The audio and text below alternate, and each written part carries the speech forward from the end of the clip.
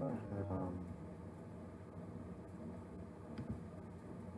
I don't have, yeah, I have VK. Right there. And come on. Alright, let's see if that works. Oh, anything gonna do a Sadhguru. Let's kick that up. Boom. Alright, here we go. Got that. Good morning. I had to get the VK. Come on, check this out. An actor within you, the one who acts or one who propels this act, You. is just an accumulated creation. Accumulation. Life. It is a mass of accumulations which makes you into a person. Waste. This is what traditionally we are referring to as karma. It is a whole karmic accumulation of information which makes you into a certain kind of person with certain kind of tendencies. It is this accumulation which you are calling as myself. That is the actor. If the actor already has certain tendencies, certain qualities, certain limitations, certain possibilities, the act will also be limited. Limited acts. If there is no actor with any particular quality, with any kind of accumulation, with any kind of compulsive tendencies within himself, now the act can be played whichever way you want. Play the act. Real stuff. Real stuff. Now, is there any one place where we can locate this person? Will dissection or contemplation will ever locate this person who calls himself myself or me? Have you found me? There is no such person anywhere. The actor is also an act. It's just that you get so identified with the act that both the act and the actor seem to be so real, more real than real. What you call as myself right now is essentially a psychological process. It is not an existential process. What is psychological is not a reality. It is only a happening. It is only a certain resultant activity.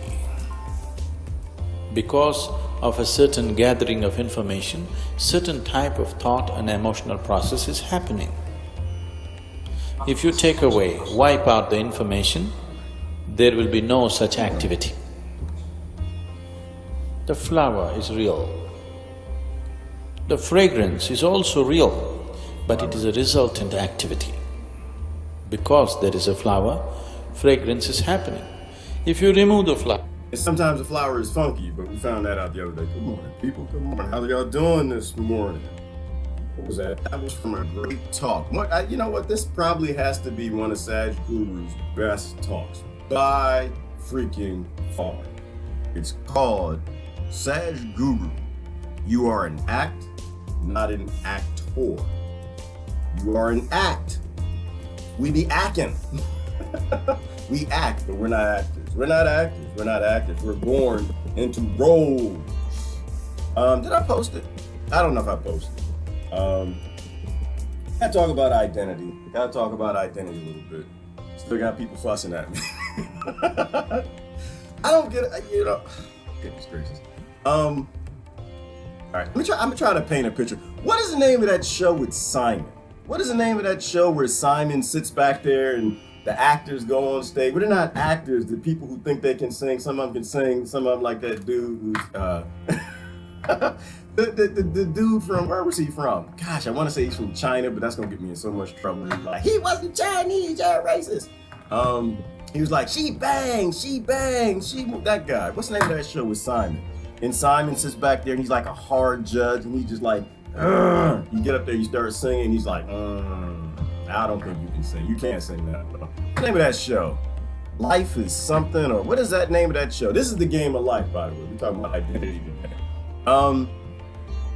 America's something. American Idol. Thank you. Trisha on the spot. I need a picture.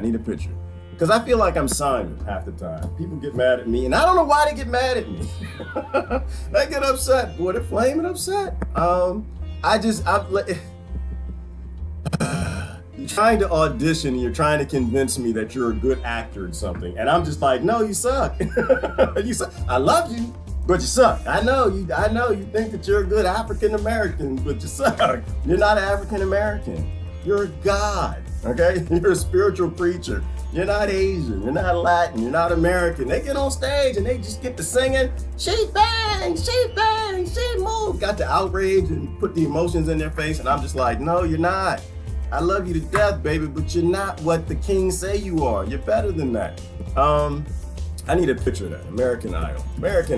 Because it's the game of life, and it's how they play everybody against themselves. I say this is Sadhguru's best talk by far, because he breaks down the core narrative of what's wrong with the world, right? What's wrong with the world is you're not a damn cow, okay?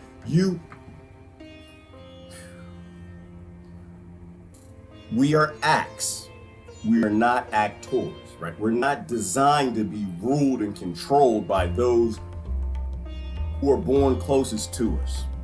But the act is real. The act is real. I'm not gonna say it like we're in a fantasy world, and we're literally in a fantasy world, but real things are happening. I'll post a talk, you can listen to the talk. But it's like this. Let me show you a picture. American Idol. This is what it is. You know, you're born as a certain thing, and then you go out and you get credits, life credits, for pretending you are the thing that will give you life credits. And the better you are at being an actor, the more you get paid.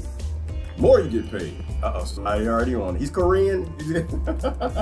He's Korean. That's, you know what, Hillary? And it's not my fault. You know why it's not my damn fault? It's not my damn fault because the colonized didn't let the Chinese people stay. They let them stay when they brought the slaves over to work on the railroad. We would be better identifying what people look like. The sad reality is this. They say all black people look alike. And they're like, that's racist. And it's like, no, all black people actually look alike. They do. I know. I'm sorry. It's real.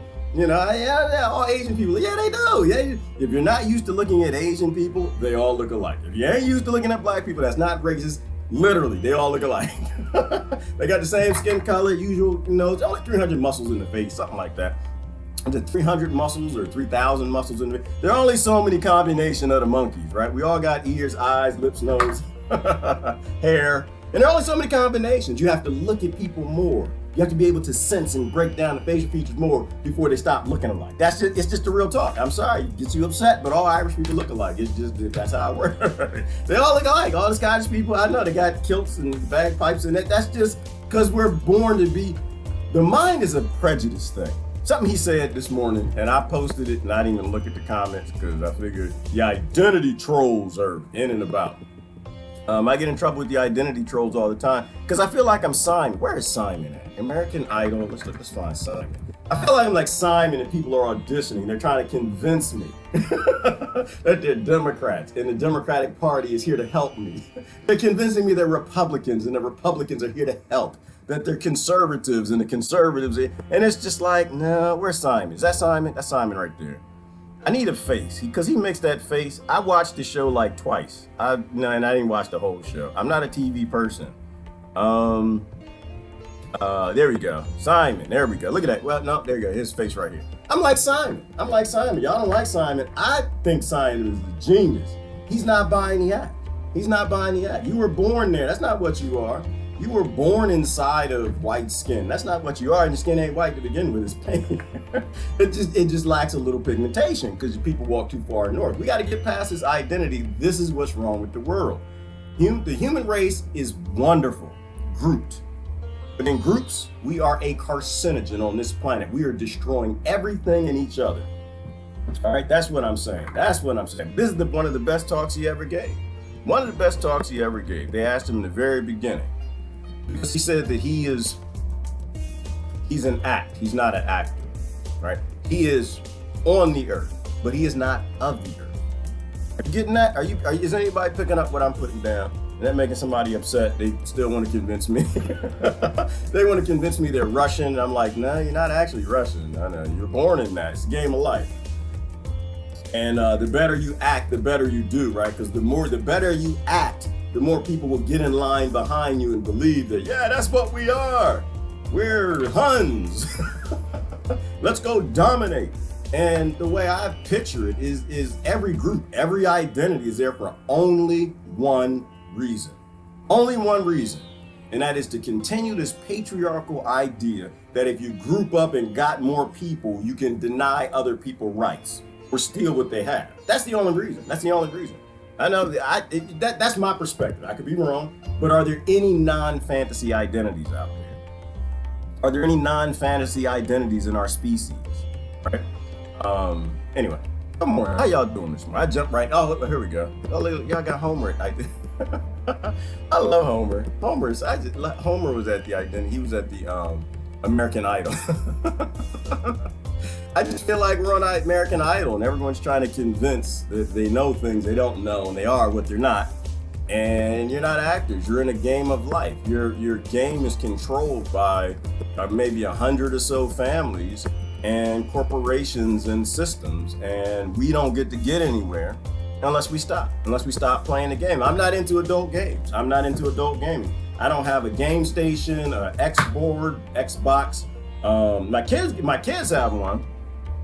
I was broken. I was broken as a kid because my father, he didn't play games. He didn't. Now he was indoctrinated like everybody else, but he didn't play adult games, and I don't play adult games. So you can get on the stage and convince me that you guys are here to help, and short of being human, you're not sentient. I'm sorry. I know it's rough. Sure, if you're acting, you're not sentient. The very definition of sentience is sensing all within your species, and you're not sensing what's in your species, right? So, as long as we're dropping bombs on babies, you can't convince me that you're sentient. If that's what your group is doing and that's how they're going to pay for what they want to do, I don't do adult games. Not that kind of adult games. George is like, I love adult games. Not George, we're not talking about that, girl. Somebody get George some coffee. We're not talking about that kind of game. Not that kind of game. Yeah, because we need to slow that game down. A little too many of us. We are cancer on this earth. We don't need any more non-actors acting. All right, that's what I'm talking about. Let me get on here. Boom. Good morning, everybody. Good morning. All kind of stuff happening around the world. It's all based in one basic problem. You're not an actor, and you suck at it. You do. You suck at it. It's not what you are. People literally get upset over nothing, right? Say the whole universe came from something the size of a pea. Physics proved that. Physics finally agreed with ancient texts that we were created, that there was some mind in the development of all of this, that it came out of nothing. Everyone joins in these acting guilds and acting groups try to convince you of something to go rob other people. And they got this outrage over nothing. Over nothing. Nothing. Absolutely nothing. Literally nothing can fit in the size of a pea. If the whole universe can fit in the size of a pea, what can you fit in? You can get all your people together. All your monkeys that agree that the monkeys with white hairs on their toes should all get together. Good morning. Brand new day. Yes, every day is a brand new day, Susan. Every day is a brand new day for the Milton Bradleyers. And I think it's Milton Bradley, right? Milton Bradley made The Game of Life. Did y'all play that? I played it as a kid. I think they should ban it because I think it tells too many true stories. You know, you're given a circumstantial birth and you're given a script. In the rest of your life, you read that script to anybody who will believe it. We are this and we're in a struggle. And the struggle part is true. I'm not denying the struggle part. The struggle is real. The struggle is real. It's never what you say it is, but the struggle is real, right? Because real things happen. Right. Real things happen, but almost all of them are foul because we're still grouping up against each other. That's kind of my point. This is your Sunday. It's your Sunday walk. What? That's okay. You got a slave plantation. Today is Sunday. Deborah said, Sadhguru is wisdom. Sadhguru is very wise. Does he know everything? No. But does he know a lot? Hell yes. The man is a genius. The man will get you to think about things that your kings and lords don't want you to. So I appreciate it. I listened to 3-4 of his talks this morning. I was just going on it. I was listening, and I've heard this one before. Don't get me wrong. I've heard it before. I'm gonna show you how it started out. But when you hear things the second time around, it's just like a lot more meat. And it started off, they asked him this question. That it will completely dissolve. Back to the beginning. Sadhguru, you mentioned before that you are simply an act and that there is no actor left. Then who is it that's drunk or feeling the bliss of samadhi?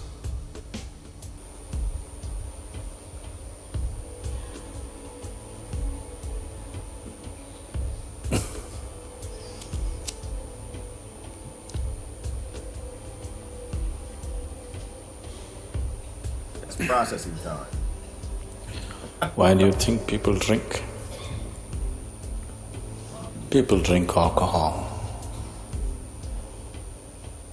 because they have a hope that it will completely dissolve them and they will know an absolute sense of abandon. That's why they drink. People who cannot even sing in their bathrooms will start singing and dancing on the street with a few drops of alcohol because only the act is left. The actor has receded, not gone, receded. One who was a big man has become, if not a child, at least a small boy. They begin to think, act, speak like little boys once they're drunk, even old men. So that means the actor is receding. I'm using decent language, otherwise I should say you're retarding.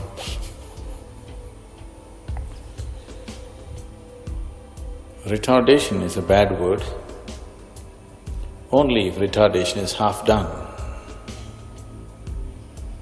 If your retardation is total,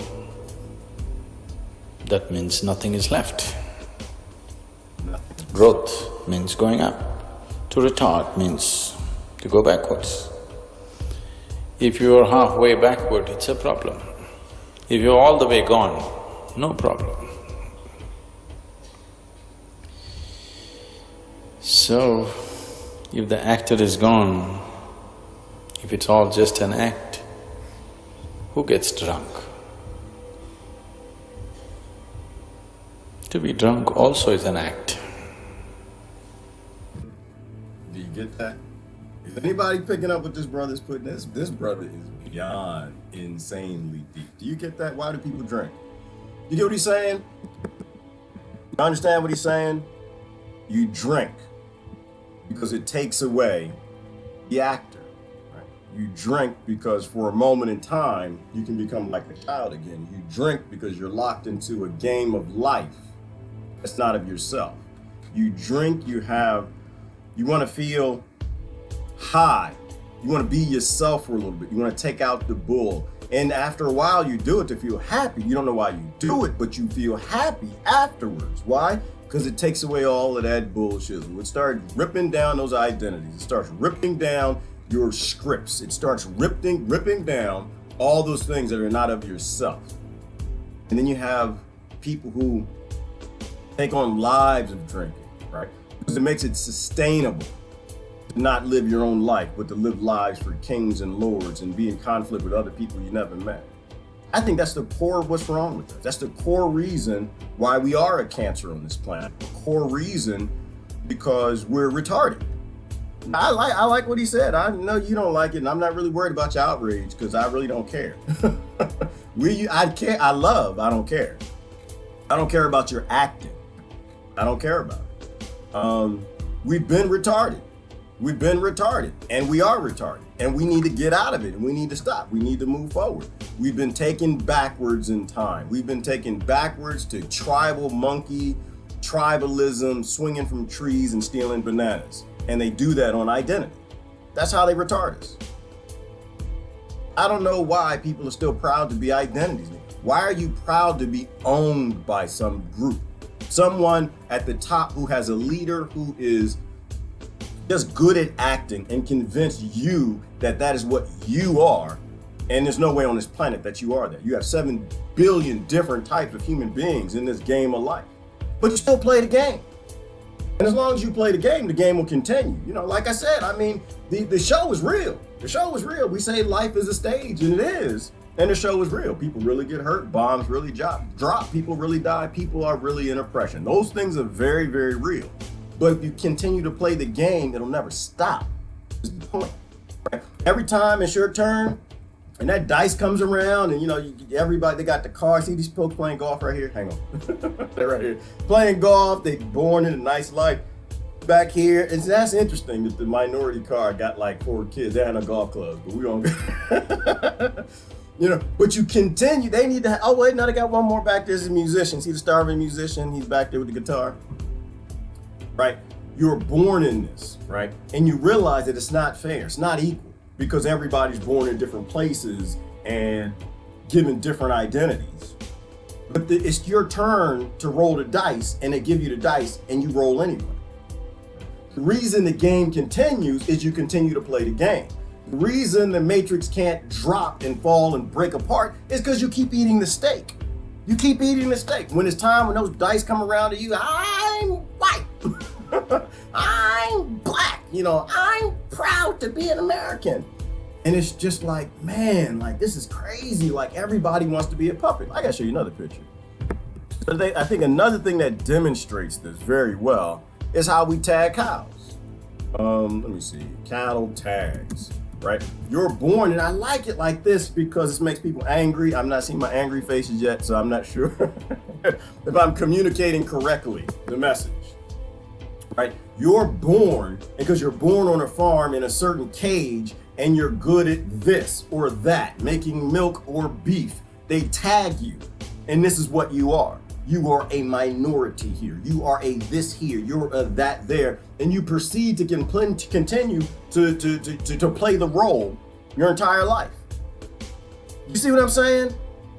I don't see any angry faces, so I don't think people understand. This is why we are a cancer on this planet. Like, here's a book. There they go. There they go. There comes some angry people. You're supposed to be angry. And when you say that to people, they should get upset with you. They should, because you're basically saying your life is bullshit, right? Everything you built up, everything that you've been taught and brought to believe and indoctrinated that this is what you are, none of that is you.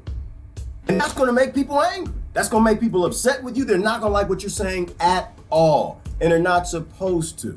They're not supposed to. Because sometimes you got to rip the scabs off.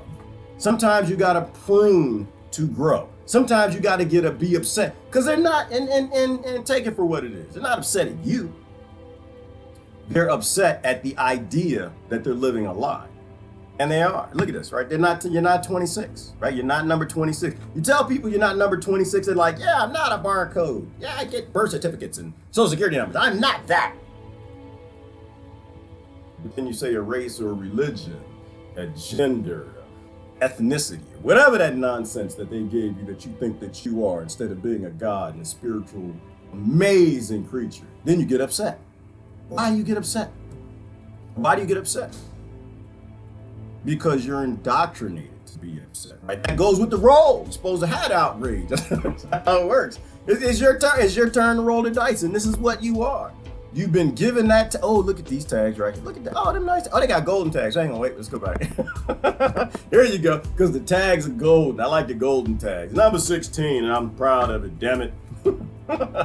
No, you're not number 16. You're not Scottish. That literally doesn't exist. But you were born in this particular pen, and you were told that's what you are, and you got the families that are just making new tags, right? That y'all keep having babies, they keep making these tags and just keep and convincing you to tag your children So they will play a role so they can get on American Idol and be great at acting. That's why I think it's all BS. It's all BS. It's cancer. So Brother Walt said something. He said, organized psychopathy is analogous to organized cancer cells. Exactly. And it is psychopathy. It's a psychological conditioning that you are a this. And they get you together in groups, and it's like this popular mental illness that they push around and use in this patriarchal concept to dominate and force other people to do what you want them to do against their rights or steal what they have. And that's why I say we are cancer. We are a carcinogen, not the human, but humans in groups. The human as a group is a phenomenal thing. It can be a steward to a planet and everything around it if it's sentient enough to realize it needs its ecosystems and it needs each other. But broken apart in groups with leaders, we're carcinogens. We're literally carcinogens, and we're gonna kill the body. We're an autoimmune system that continues to attack each other. That's why I laugh when people bring these identities to me. To me, it's nonsensical. It's a mental illness. There's no such thing as identity. Just because you were born and you have certain things, you have certain preferences, you were born in a certain location, that doesn't mean that you're groupable. You're better than that. You know, we group things because it's easy. Right? We do it because it's socially lazy and intellectually lazy to say you are this. You're Latin. Why do we call people Latin? Do you know how big Latin America is? You know how many people live in Latin America? Have you been to Latin America? Oh my goodness. Oh Lord, I can't even tell you how many people live down there. They're all different types of people, colors, shapes, and cultures and nuances and just everything amazing. We call them Latin.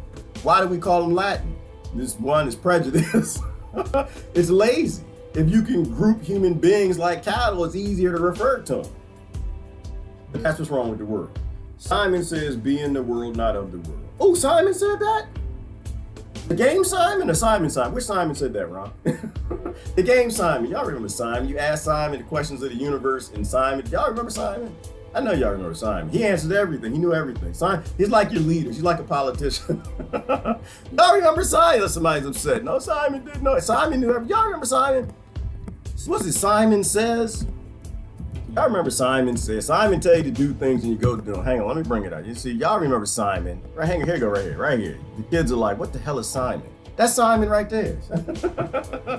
Y'all remember Simon? Simon knew everything. Whatever Simon told you to do, you had to do to win the game. You had to do it. Just like your leaders, like your politicians, the people who seem to know every damn thing on a planet where we know nothing. And that's the basic of the concepts that drive me, is we really don't ever know as much as we think we know. We don't ever really know as much as we think we do. Brother Adam's talking about a prairie dog colony. Prairie dogs, a colony. We are definitely a colony. I think we are, well, I don't know if you mean in terms of the planet Earth or the different civilizations. We definitely are in that sense, but we're all the same creatures. And prairie dogs, they're not sentient. Do they attack each other, Adam? I don't know. Do they rob each other and steal each other's coltan? I'm not sure. Do they invade and bomb each other? I'm not sure. But in other ways, creatures are more sentient than we are all over this planet. All over this planet. I identify as human. Terry, that's all you are. You should be human. Why? Because you know what, Terry? Because if you're human, there's nothing I can use as prejudice over you. There's nothing I can use. You're human. Okay, I'm human, you're human. Okay. I'm not gonna let anything hurt you. Why? Because you're just like me. You are me. But if you're Terry with the identity of purple, well, Terry's human, but Terry is purple. Terry, I love purple people, but still is different. And different means that I'm gonna group up with whoever is more like me, because I ain't purple. I don't know what purple. It's like the whole thing of all purple people will look alike, and they don't look like me. So yeah, all y'all look alike, right? And the minute that you identify with anything different, one, you become playable, but two, you create a natural conflict, because like-minded people are gonna group up there, they're gonna group up there, and then you have groupthink. And when it's groupthink is great when it comes to identity. It's bad when it comes to pod people. We know that the pod people are bad, but identity is good. Weird world we live in, but it's the game of life. Watching people fight on social media, on politics, is surreal to me now. Intriguing and sad at the same time. They want their party to be right rather than make a real difference. Exactly, Trish. It's an ego fight. And that's the other reason they get upset with me. I'm Simon. They get upset with me. I'm Simon. I'm just sitting back. I'm like, no, you're not here to help. Nope, it's not helpful. I don't want anything that you got because you stole it from other people. I don't need your health care. I don't want your wall. I want you to grow up. I want you to find some sentience and remember that you're a part of the human race and stop being played like you're an actor. You're not an actor. Stop acting for these people. I agree with you. The outrage it's insanity. Christine says she does not consent, which means Christine doesn't vote.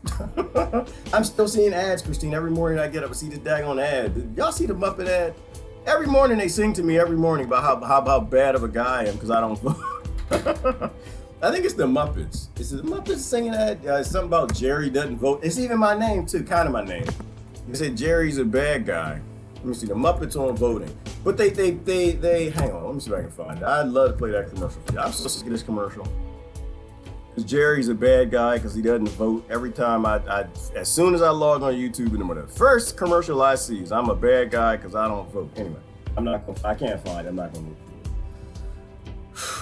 But we consent in a lot of ways. It's not just voting. I mean, we consent to murder, death, destruction, robbing each other, stealing, the game of life, and acting for 13 or 100 families in a lot of different ways, not just voting, right? It's where you spend your money. Shopping at Walmart, getting ready for Christmas, Amazon Prime accounts. I'm gonna do comments and we'll take a look at the news and see what's happening in the game of life that we're supposed to be focused on. Geoengineering, Christine is talking about again, and that's a great topic. Love geoengineering. Why does geoengineering exist? Well, because we're identities. And we're Americans, and we deserve more clouds than you do. So we'll use our cloud satellites and our laser technologies, according to Michio Kaku, that we shoot in the sky to make it rain over us. Why? Because we eat, and we're more important than you guys. You're purple. You may not eat as much as we do. And it only exists, and people will look past. Because you know what, Christine? I'm not convinced that people don't understand what geoengineering is. I'm not convinced that people think, oh, the government doesn't have satellites that control cloud cover, outside the fact that LBJ told you that, and JFK warned you about that. I think people understand that, but they're Americans, right? And in the back of their mind, they attach to that identity mental illness, that identity that makes them okay with it. Well, if the government actually is bringing more rain clouds and making it rain here, I'm kind of okay with that. Children are starving in Yemen, Afghanistan, and Africa, and Latin American, but they're Latin. They're African. I'm not really associated with them. They're Afghanistan, and they harbor the bad guys. Because, let me show you this. Because the mind and your subconscious aren't things that you control. They do what they want to do. There's something Sadhguru said, I get it on my timeline. He said the mind is a very prejudiced thing. He said it all depends on what you identify with. That's the dangerous thing about the mind and identity. The mind is going to protect and defend subconsciously whatever you attach yourself to, right? That identity. And I think this is why, Christine, they have you're always checking boxes. What are you? It's got gender and race. All throughout your life, you're checking that box, checking that box, checking that box, checking that box.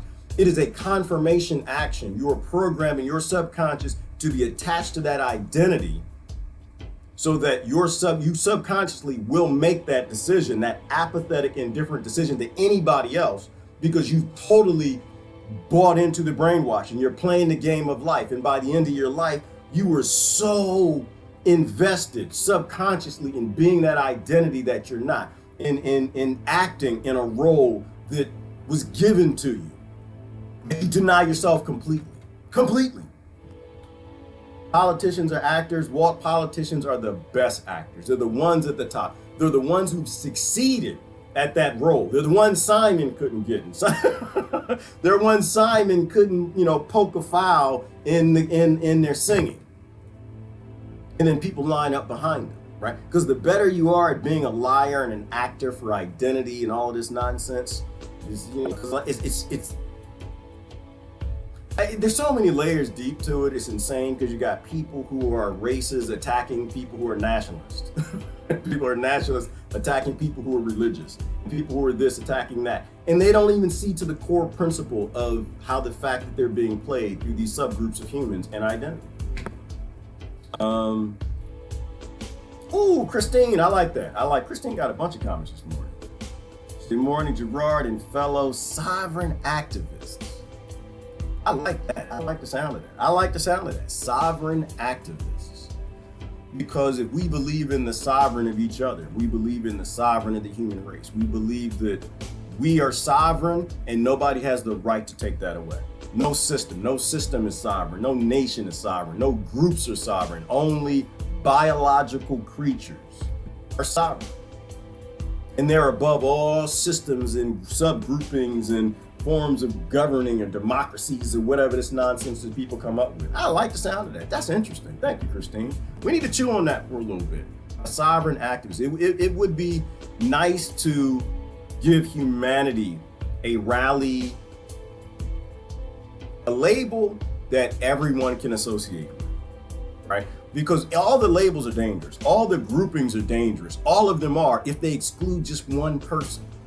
If they exclude just one person, it's invalid. It's got to be all inclusive. The only way we get out of this is universally, because we have to universally sense each other. We have to sense everybody, everywhere, and everything they're going through, because all their experiences are valid. They're not actors, but the show is real, and real things are happening. There's something I was talking with brother on the thread this morning. He was talking about the orange something in California, because I'm always talking about the resource-based economy, and he was talking about the orange movement or the orange something that happened in California, and now California's burning. It's kind of a failed state to a degree. And the difference with any other movement in the past in terms of like marching towards being sentient, call it hippie, whatever you want to call it, looking out for each other. We never had the ability with the technology we have now to do the things we can do now. Like right now, we can take care of everybody. We're just choosing not to, right? We have the ability to feed everybody and house everybody. We're just not. And a big difference, which I was trying to word it to him in a comment, was that throughout the civilization of humanity, right? As far back as we've known, we never had patents and big corporations, right? Like if someone invented the wheel, everybody made carts, everybody benefited. Somebody made, I don't know, a stick, everybody looked what you could use sticks for, and everybody made a stick or a club. Somebody made a hut, everybody did that. The technology was shared. We now have something called patents, which means that I don't have to share with humanity. I can make something that can feed everybody, but you can't do it. And if you do it, we put you in prison. And then you have corporations that lock those patents down to make sure that nobody can benefit from it. So it's not that we need to build anything new. We need to break apart what's old and doesn't work. This idea of big corporations and patents don't work. Not for humanity. When someone makes something, it's important that 7 billion people look at it, make it, and modify it best that they can, anybody in those groups, to make it even better so everybody else can move forward and use it. And then make it better. And then improve one, and then make it better. And then improve one, and then make it better. But if you have technologies that are locked up in these companies with patents that belong to the human race, not to systems, if we have sentient concepts that you can't have a patent on a planet where human beings die from not having technology, if we are that sensing and we're sentient, then they can't have patents, which means that life gets better for everybody. Every generation consecutively gets better and better and better and better. Not just a few and their corporations get better and better and better. And to me, that's not socialism, it's not communism, and it's not a product of capitalism. But it's just reverting, we have to revert back to a time before we gave all the power and technology to a few, and we're okay apathetically with others starving because we're attached to an identity and we think we have a little more than what everybody else does.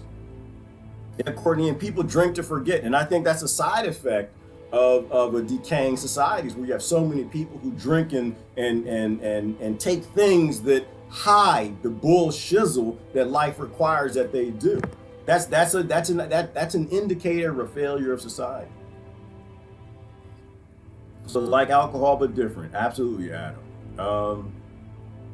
Let me see. We are all retards. We are retards, Courtney. We all are retards. Some of us a little more than others.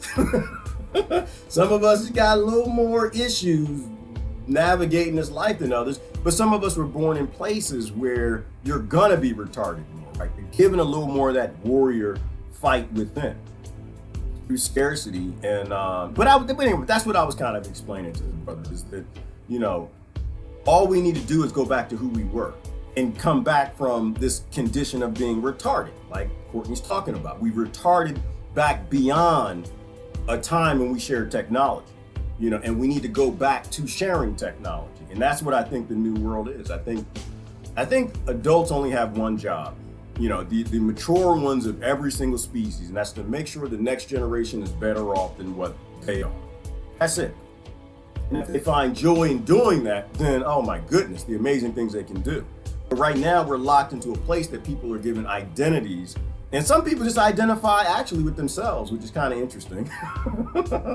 And they want to do more for themselves, and they really don't care about anybody else. This might be the first time in human history where we have enough technology, known history, where you can live an entire apathetic life and you don't need anybody for anything. You get the right job, you go to the right school, you have the right income, you can live in a house by yourself and have things provided for you. You don't have to give a damn about anybody else.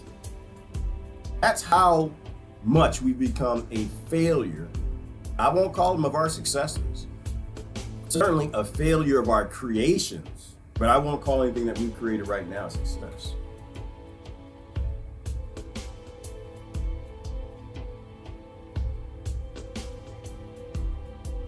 They knew what it means to be human. Perhaps, Adam. I have to process that and think about that. I think if it's kept simple, it's simple. It's you know, if you're human, you're just human. That's just it, right? And if you're human, and when you say that too, though, people they say, oh, well, what about the animals? And, well, listen, if you are sentient and you really love animals, do you not love bees? Right? Do you not love cattle? Do you not love beneficial insects? Do you not love the balance of the ecosystem that keeps all the humans alive?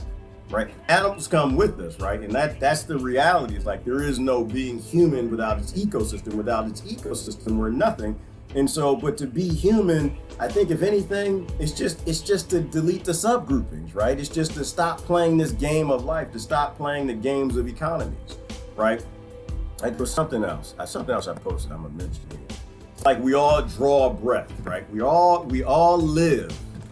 Or are we all living? We all live, but are we really all living? See, when I think of living, I think of aliveness, right? Liveliness. You can't be lively. Well, you're definitely not lively if people got to drink to be lively. They're obviously not lively. I think liveliness, it requires a level of freedom that economic human farming does not allow for, right? Like I think there's a difference in being alive. Somebody give me some definitions here. I don't know the definitions. Alive versus living. We're living, yeah, we draw a breath. You're breathing, eating food. Some of you. Some a little too much. A little too much. Slow down. You got share, leave some for everybody else. And some not at all. But there's a difference, right? And when you have a slave plantation full of human cattle working for GDP, they can only be but so lively. You can only allow them so much happiness. You got to maximize profit. They need to work harder and harder, longer days. You need to outsource their jobs. Why? Because other people in other nations will work harder. They don't have an economy. They don't have the ability to make the money as much. So you got to send their jobs overseas. And then they have to work harder than people who are here left. But I don't think freedom is a commodity. Freedom isn't a priority to a human farm. Freedom isn't a priority to any farm. I'm trying to put in context of cattle, right? There are farmers who love their cows. I get that. I got a lot of friends who are farmers and they love their animals. But freedom isn't a big piece of that equation, right? The whole purpose of the farm is production, right? The whole purpose of the farm is meat, milk, whatever their purpose is. The whole purpose of the human farm, America, Russia, all of them, right?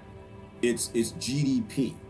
It's doing something for corporations that government's in bed with, doing something with government, power and money. If the cattle are providing more power and money to the government and corporations, it's a good thing. And you sacrifice the other things. And so the freedom is very low on that scale. Them living is very low on that scale. Them being healthy is very low on that scale. Them having clean water is very low on that scale. And I think that when you go back to what Christine is talking about in terms of a sovereignty activist, if you believe in the sovereignty of, say, Adam believes in the sovereignty of John, then Adam is going to stand up for John. Sovereignty, right? Because Adam understands that his sovereignty is based on John standing up for his and vice versa. And if they're looking out for each other, it's like, yeah, you can do anything you want. But you can't, in fact, maybe you can get in groups. Maybe you can have identity, but you cannot touch John's sovereignty. John is sovereign. You can do anything you want on the outskirts, but you cannot violate him, right? You can do anything you want around Debbie, but Debbie is a sovereign creature, and I'm not going to tolerate you abusing that. This is what identity does. It puts people in groups so they can enact things to other people that they couldn't enact by themselves. It's a cowardly thing, but it's a fearful thing. All right. Individuals that are part of a whole. That's all we are, Debbie. And this is the whole sovereignty point, right? We're individuals, a part of a whole. We're not drones, right? Everyone has to have their own beautiful freedom to do their own thing, right? But we're a part of a whole, and raising kids to want to be a part of that whole. And not a socialism whole, where you take all the resources, give them to the king, and then the king tells you how to live because you don't get to keep your sovereignty then. You're not even a sovereign. Right? There's no reallocation of those resources. This whole idea of governing and being owned and ruled is insanity to me. And every day, the more and more I think about it, the more and more anarchy is not what they say it is. We actually, I can't really process in my mind why we actually need rules. I can't. If we have that one sovereign rule that you can't abuse anybody else, I can't understand why we need a bunch of laws. I can't understand why we even need government. I think we're better without it. I think we're better when people are allowed to explore themselves and live free and be lively and alive, and liveliness. I think they make better technology. I think they're more creative. I think they do more beautiful things when you just leave people alone. I am my own individual, at least. I try to be as much as I can. And I think that's what we should be, but they don't want you to be, right? Groups are constantly going to try to pull you in because they want your collective power. Like, I saw one of my friends join in. I think she's a witch. Are you a witch? Is that Keisha? Are you a witch? I used to know witches. I think I still do. But she talks about how you give over your power, I guess, in not in worship, but when you think about a thing and talking about how we got into a good discussion about Jesus Christ, right? Not Jesus Christ, but what they turned him into control people, right? You are a God. You are a spiritual creature. No one really even knows what the heck you are.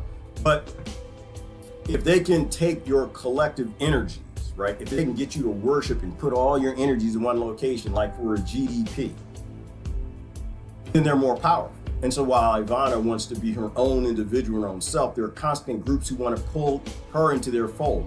They want to be counted. The more people they have in their group, the more they can violate other people, right? Like in terms of politics, the more laws you can write because you got more people. So the more sovereignty you can violate for corporations' wealth and for government or your group's power.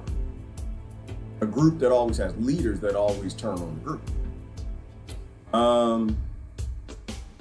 So that's kind of where my mind is. But I like the name sovereignty activist. And I've honestly said we're grouping up here. I don't think we're really grouping up here. I think that there's only one group, right? I think we're grouping up here if we're pushing people away. Like if we're saying no, everybody but those people. Right? Like, I don't think anybody's here saying that. I think what we're collectively thinking about is no leadership and sovereignty. Right? We look out for each other. We stand up for each other's rights, whether we like them or not. Like, I'm personally not a big gun guy. I love technology, and gun is a technology, but I'll never get behind you taking anybody's guns, right? Because short of them using the guns to murder people, I'm not interested in you touching what anybody else has. I don't have to like it. I don't have to understand it. I don't have to agree with it. But if my neighbor wants a tank and he's never hurt anybody with his tank, why can't he have that tank? Why? Is there any good reason why your neighbor can't have a drone? Your government has one. They got a lot of them, and they use them on a daily basis to murder children, right? They use them on a daily basis. So why would I allow you to go after my neighbor who's never ever hurt anybody, and you're in line with a political party or a government that uses that damn thing every day to murder innocent people? It makes no sense to me. So, but I'll stand up for his rights, right? He hasn't abused that right. He hasn't abused anybody with it, so I'll stand up for that. They say, and then the other side, they say healthcare is a right. Is healthcare a right? Absolutely, absolutely. It is a default. It's like water and food and anything else. If we are sentient and we sense everybody, how can you say that, well, some people who have the most jewels deserve to be alive more than others? They deserve to have this technology we call healthcare to help people, but others don't deserve it. And this is the interesting part about it to me, is that there's always just enough right about every group to make people want to group up in it. That's why I don't think there's any evil, and I don't think any of the groups are evil. I think the concept is evil.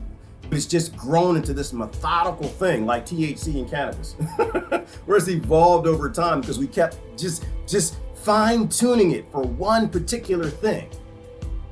And so now most of the cannabis is really high in THC, and all the groups are really high in apathy. Ooh, that rhymes. I got a gallon talent sometimes. Geoengineering, the destruction of ecosystems that maintains human life on this planet. Yes, John, which is why it has to stop.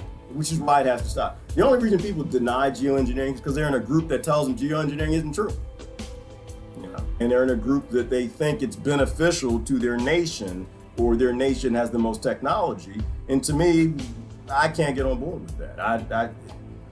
I'm trying to become more universally sensing, not less. That's what I'm saying. All right, let's peek over. You know what? I'm gonna do the rest of the comments, then we'll take a look at the news. See what the people and the identities are fuddling over today. People's minds are molded to have a limited scope of thought. Absolutely, Walt. Absolutely, that's the retardation. Global reality is too large for most people to process. That is absolutely true as well. They crave simplistic explanations. The TV provides. Anything beyond this is dismissed as conspiracy, which is the misuse of the word. Thank you, Brother Water. Totally agree with all that. And it's spot on, right? Because they mold people into little simplistic groups for simple-minded things because it's intellectual lazy to think about the greater whole. So people avoid the greater whole because, well, one, it's not as profitable. It means they got to share. And two, it's just easier to be more simplistic. And so conspiracy, a word that's forever abused, literally an economic model, a currency model is a conspiracy. A debt-based economy is a conspiracy. A government's a conspiracy. These are groups that are working together and they are conspiring.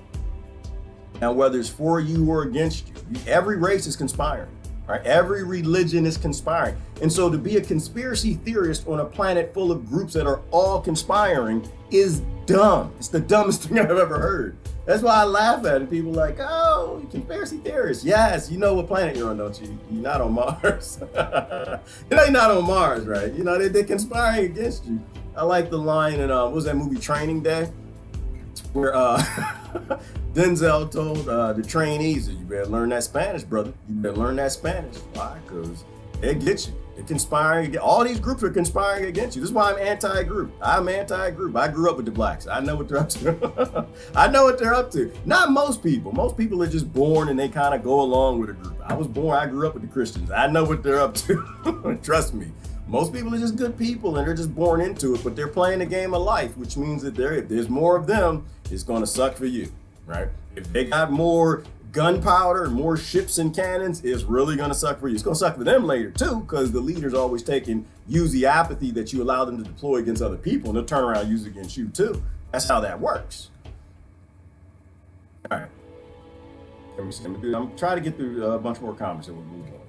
Wall dude sounds like you're pushing the brainwashing. Who is Wall dude? Wall dude sounds like somebody's pushing brainwashing. Brainwashing is a bad thing. Let me see. Burn the world down. Just let it burn. No, John, don't burn the world down. Somebody take John's matches. Damn it. No, John, don't burn the world down. But let's let the models burn. Let the models burn. Let the models burn. Everyone, they go back to solutions. Well, you just whine a lot. You don't have any solutions. Like, I'm literally the world's full of solutions. Please read, pick up a book. You know, Venus Project, Zeitgeist Movement, Ubuntu Movement, Resource-Based Economy. There are tons of them to choose from. Please take a look at one of them, right? And that's not burning the world. That's burning down the apathetic game of life. That's burning down the models that require we turn and conspire against other people and say, finally, we're done, and become what Christine is talking about, a sovereign activist. Let me see. I like to share ideas, not hoard them, and prevent others' use. This is also why I'm broke.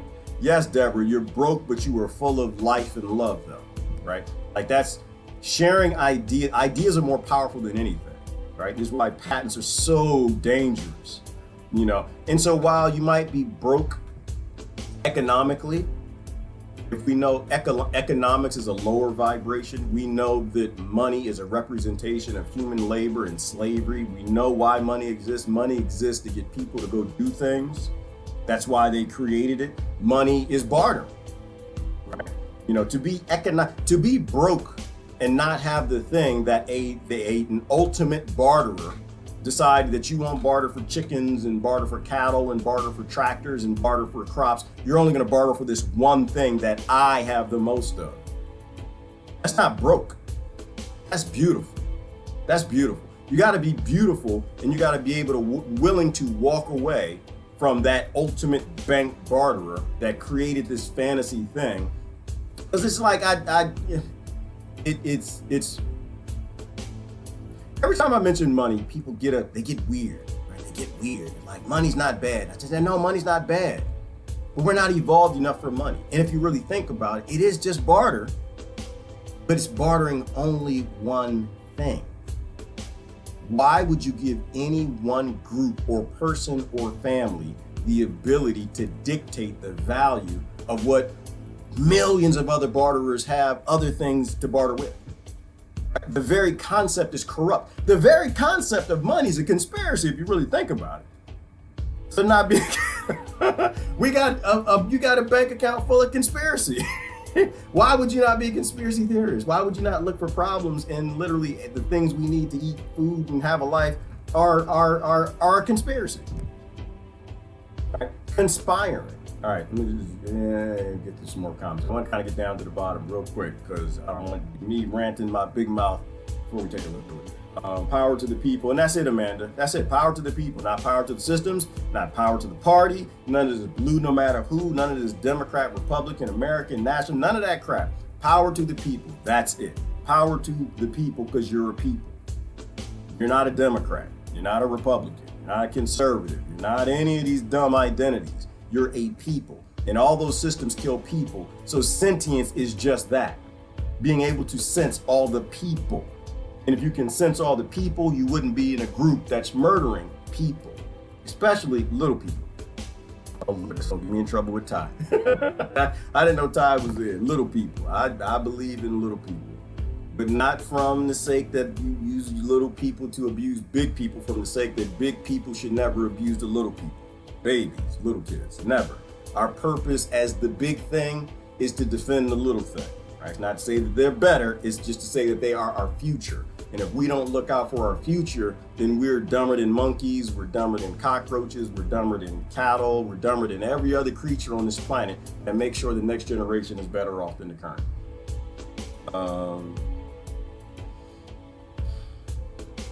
Realm of creating aliveness, and I think that's what we need, Adam. We need to create a realm that creates aliveness. We need to free the human race from drudgery of fighting over a one barter thing, which is gold, silver, or fiat currency. We need to bring that to an end.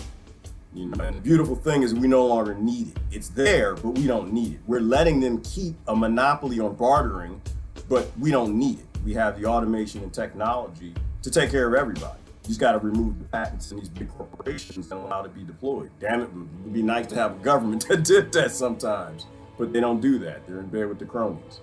The human race is alive. Fear the walking dead.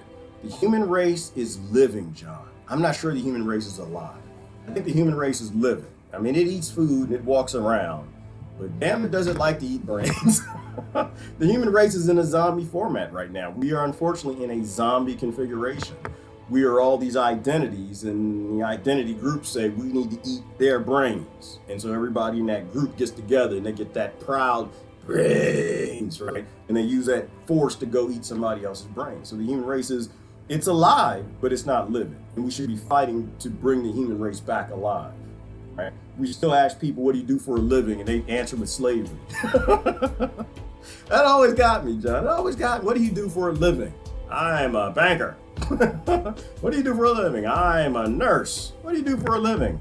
I'm a mechanic. No, that's not what you do for a living. That's how you are the walking dead. That's what you do to get the one barterer's one bartered thing, right? What you do for a living, it should be to live. It should be to live.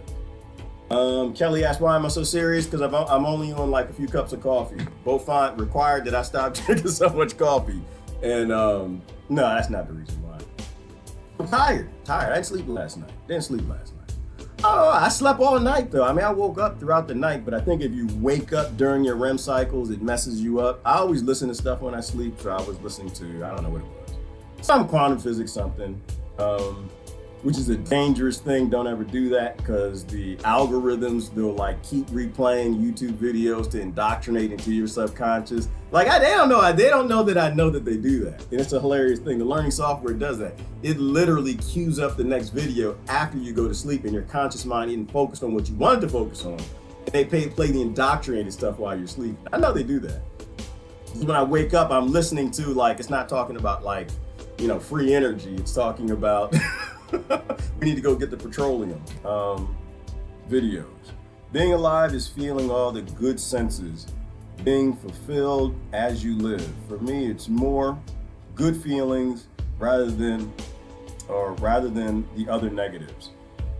And nothing should be negative, right, Debbie? Nothing should be negative. Nothing should be. There are bad things, but the vibes we put out should always be positive. Right? You know, it doesn't mean people will like what you say, but it should always be positive. But also the vibes we take in should be positive too. When other people say things that we don't like, what I try to do anyway, is if I don't like it, I try to understand, well, why did they say it? Like, what was the intent, right? If the intent was a positive vibing thing, it was based in their experience and the level of data that they had, then I don't take it negatively. I'm a walk away king, Debbie. I'll walk away from any conversation. I'll walk away in a minute. I try to take the positivity from either what somebody's saying or why they're saying it, and I keep moving. I don't have to win an argument. I don't need to, you know, have the last word and all that stuff. I'll walk away in a minute, because I realize most of these struggles and the aggression people have and the outrage, it's acting, right? They're acting, right? And they're not actors, and I know they're not actors, but they're acting. And so I'm not gonna get upset about somebody's stage play. I'm gonna do assignment. Just like, no, that wasn't good. That wasn't too good. And just walk away. I'll take the positive thing from it, and I'll just walk away from it. All right, let's take a look at the old real quick. Somebody said something about Bolivia earlier. I don't know anything about what's happening in Bolivia, but I guess they try to assassinate the president or something like that. So maybe he's a good guy. Is he feeding people and doing sovereign things? Maybe, I don't know. Negative serves a function. There should be both in order to distinguish. Absolutely, Ty. There's no question about that. Like, I think about negativity and positivity in the way I think about good and evil, right? There's no such thing as good and evil, just yin and yang. Sustainable and unsustainable, right? The negative should drive us into more positive vibing, right? The negative vibe serves its purpose, and that purpose, to me, it falls in line with what people call evil and unsustainability. It literally makes Unsustainability makes more sustainability, right? If you're dealing with wise and sentient people, people capable of critical thought, not grouped up in identities, right? Evil creates more good. It drives people to good because they can look and say, that is not something I want to do. I'm going to do more of that. So the whole positive, negative vibe thing, do I give off negative vibes? Hell yes. Hell yes, I do. I know I do. People upset with me. A lot of people don't like me at all. But I try to get off more positive than negative. And I think if you spend enough time and you're listening to what I'm trying to say, in which I'm just parroting what a lot of these people here teach me and my teachers teach, you'll realize that there is a positive reason why. And so for me, you know, I don't need anyone to agree with me to be in a foxhole with them. I just need to make sure that they're shooting the right direction. They're not stabbing us in the back, right? Anyone who wants to change the world, you know, is what I would call, you know, an ally in a sovereignty activist movement, right? It doesn't mean that they have the direction correct, but it means that they don't want to stay right here. Right here is a bad spot to stay. All right. So negativity drives you to more towards being positive. So I appreciate being positive. I try to say things to keep people positive. I try to limit the negativity. Hang on, I'm seeing some inmates down there. I always look at slaves first because the Democrats and Republicans won't stop putting people in these prisons. Oklahoma voters okay 527. What is 527 in Oklahoma?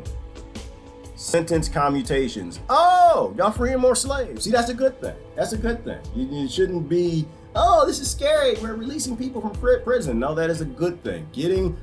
Bringing more freedom to people will only end in good things happening. Maybe not initially, because prisons aren't designed to fix people. It's designed to break people, make them worse.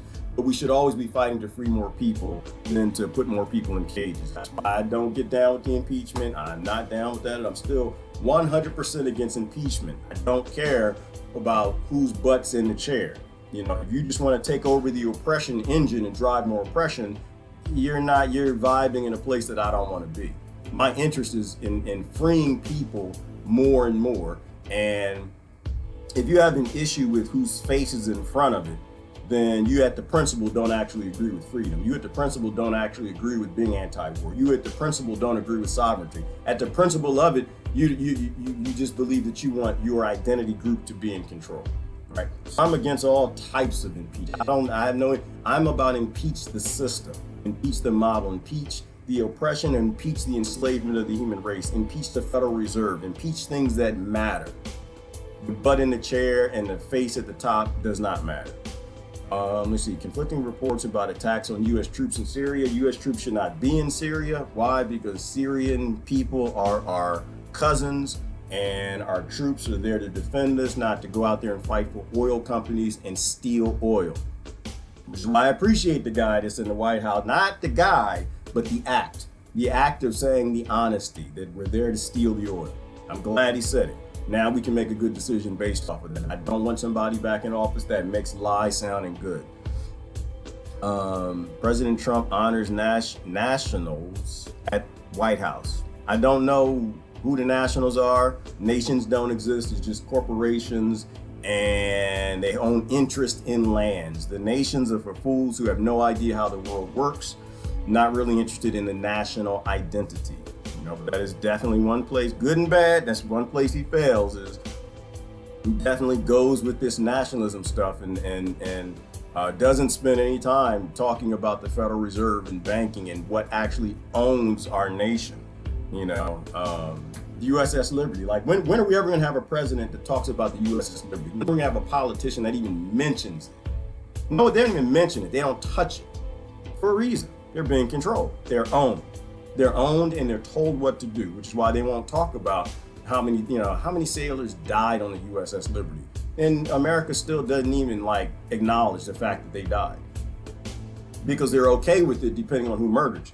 If you get murdered by people who are allies of whatever owns the U.S. government, they're okay with it.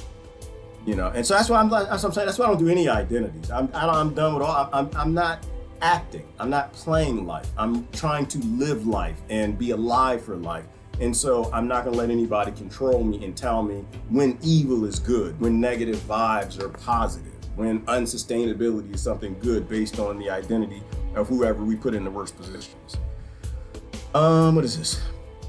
Panelists clash over policing and impeachment. Oh boy. That might be a funny one. I don't know. Maybe we'll watch that. I don't know. Y'all tell me. Oh, what is this? Sperm. Sperm donor finds his 17 children, sues the clinic. Oh boy. There's no sperm reduction. Like there's no lack of sperm, people. I don't know why that even exists. I'm not even gonna go there. Stop. It's too early. I don't even know why these things exist, but anyway, we'll leave that alone. I'm not gonna touch it. Washington Nationals celebrate World Series after 95-year wait. Oh, okay. Well, I don't believe in the Coliseums. I don't believe in nationalism. I don't believe in getting teams together to fight and like build up this idea that you're on our team, so screw you. I'm not interested in that. And that actually is what sports is. I'm sorry, I'm not interested. It's too tribal. It's like checking the box on throughout your lifetime for what are you? I'm woman. I'm white. I'm black. I'm just other on everything. Because psychologically the subconscious does that. And every time you play a sport and you're cheering for your team, what does that do to you psychologically?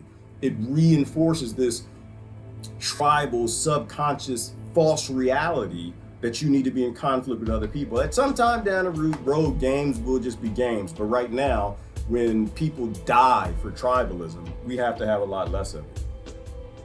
Let me see. China to trade into space. Wait a minute. China to take trade into space. We're scared of that. That could be interesting. I don't know what that is. Canadian government downplaying lead water crisis. Ooh, it's poisoning Canadians. Let's take a peek at that. All governments do it. It's not a America or Canadian anything. It's just this idea that you own other people. Well, a number of can control their water. Like I posted it this morning. Somebody sent me something. What was that about? What about the power going out in California? Oh, it was Israel turning off the power in the West Bank. Right. Everybody alive is related to the people who created this thing called power, right? Power should not be metered. If people die from not having it, then it should not be metered, period, at all. Why? Because if you're sentient, then you don't allow for things to happen, bad things to happen to people you sense universally, right? A common sense. No, power and water and any core things that are needed for human beings to live, they can't be metered and they can't have a price. They have to be given freely. Why? Because patents don't exist. A government doesn't have a right to make profit on its people dying. Corporations can't have the ability to make profit on people going without, right? Like that's a mental illness, like the way Sadhguru puts it. Success. If success is defined, if your success is defined by having things people don't have, that's not success. That's a mental illness, right? If corporations are allowed to make money because they got a lot of water and you die from not having it, or they got clean water and your water's poison, that's a mental illness. You took mental illness and made it a model from within a corporation. So yeah, I'm against this whole concept. The whole concept of being able to turn power off, that's like being able to turn air off. People die from not having it. I'm not interested in that. That's not a sentient thing to do. It's a mental illness put into a model of power and control, because that's what it's for. It's just keeping prices high and keeping power over people. Canadian cities have higher levels of lead, get this, higher levels of lead in their drinking water than Flint, Michigan at the height of its crisis. A year-long investigation, which included more than 120 journalists from 9 universities, 10 media groups, has uncovered the danger, leaving many Canadians wondering if they can trust what comes out of their taps. Now, with more, we're joined by RT's Alex Mihaljevic in Toronto. Alex, great to see you. Tell us more about this study, which is really quite shocking. Well, Steve, you know, when you think about lead in drinking water, you kind of automatically think of Flint, Michigan. But this investigation takes us north of the border to a country that prides itself on its clean water. That would be Canada. Now, there's a group that investigated this. Obviously, a lot of people involved in this. They're researching thousands of documents that were previously undisclosed. And they tested water in hundreds of homes across Canada, including 11 major cities. It turns out hundreds of thousands of Canadians are consuming tap water that has dangerous levels of lead in it. Now, take a look at this. Here's some of the cities. Montreal, which is obviously a huge city. Gatineau, which is close to Montreal. Saskatoon, Regina, Moose Jaw in the west, and Prince Rupert. So they were all found to have levels comparable, or comparable, I should say, or higher than Flint, Michigan at the height of the issue, which was back in 2015. Now, in fact, 12,000 tests from 2014 found that 33% of the national safety, all the homes exceeded national safety guidelines when it came to lead.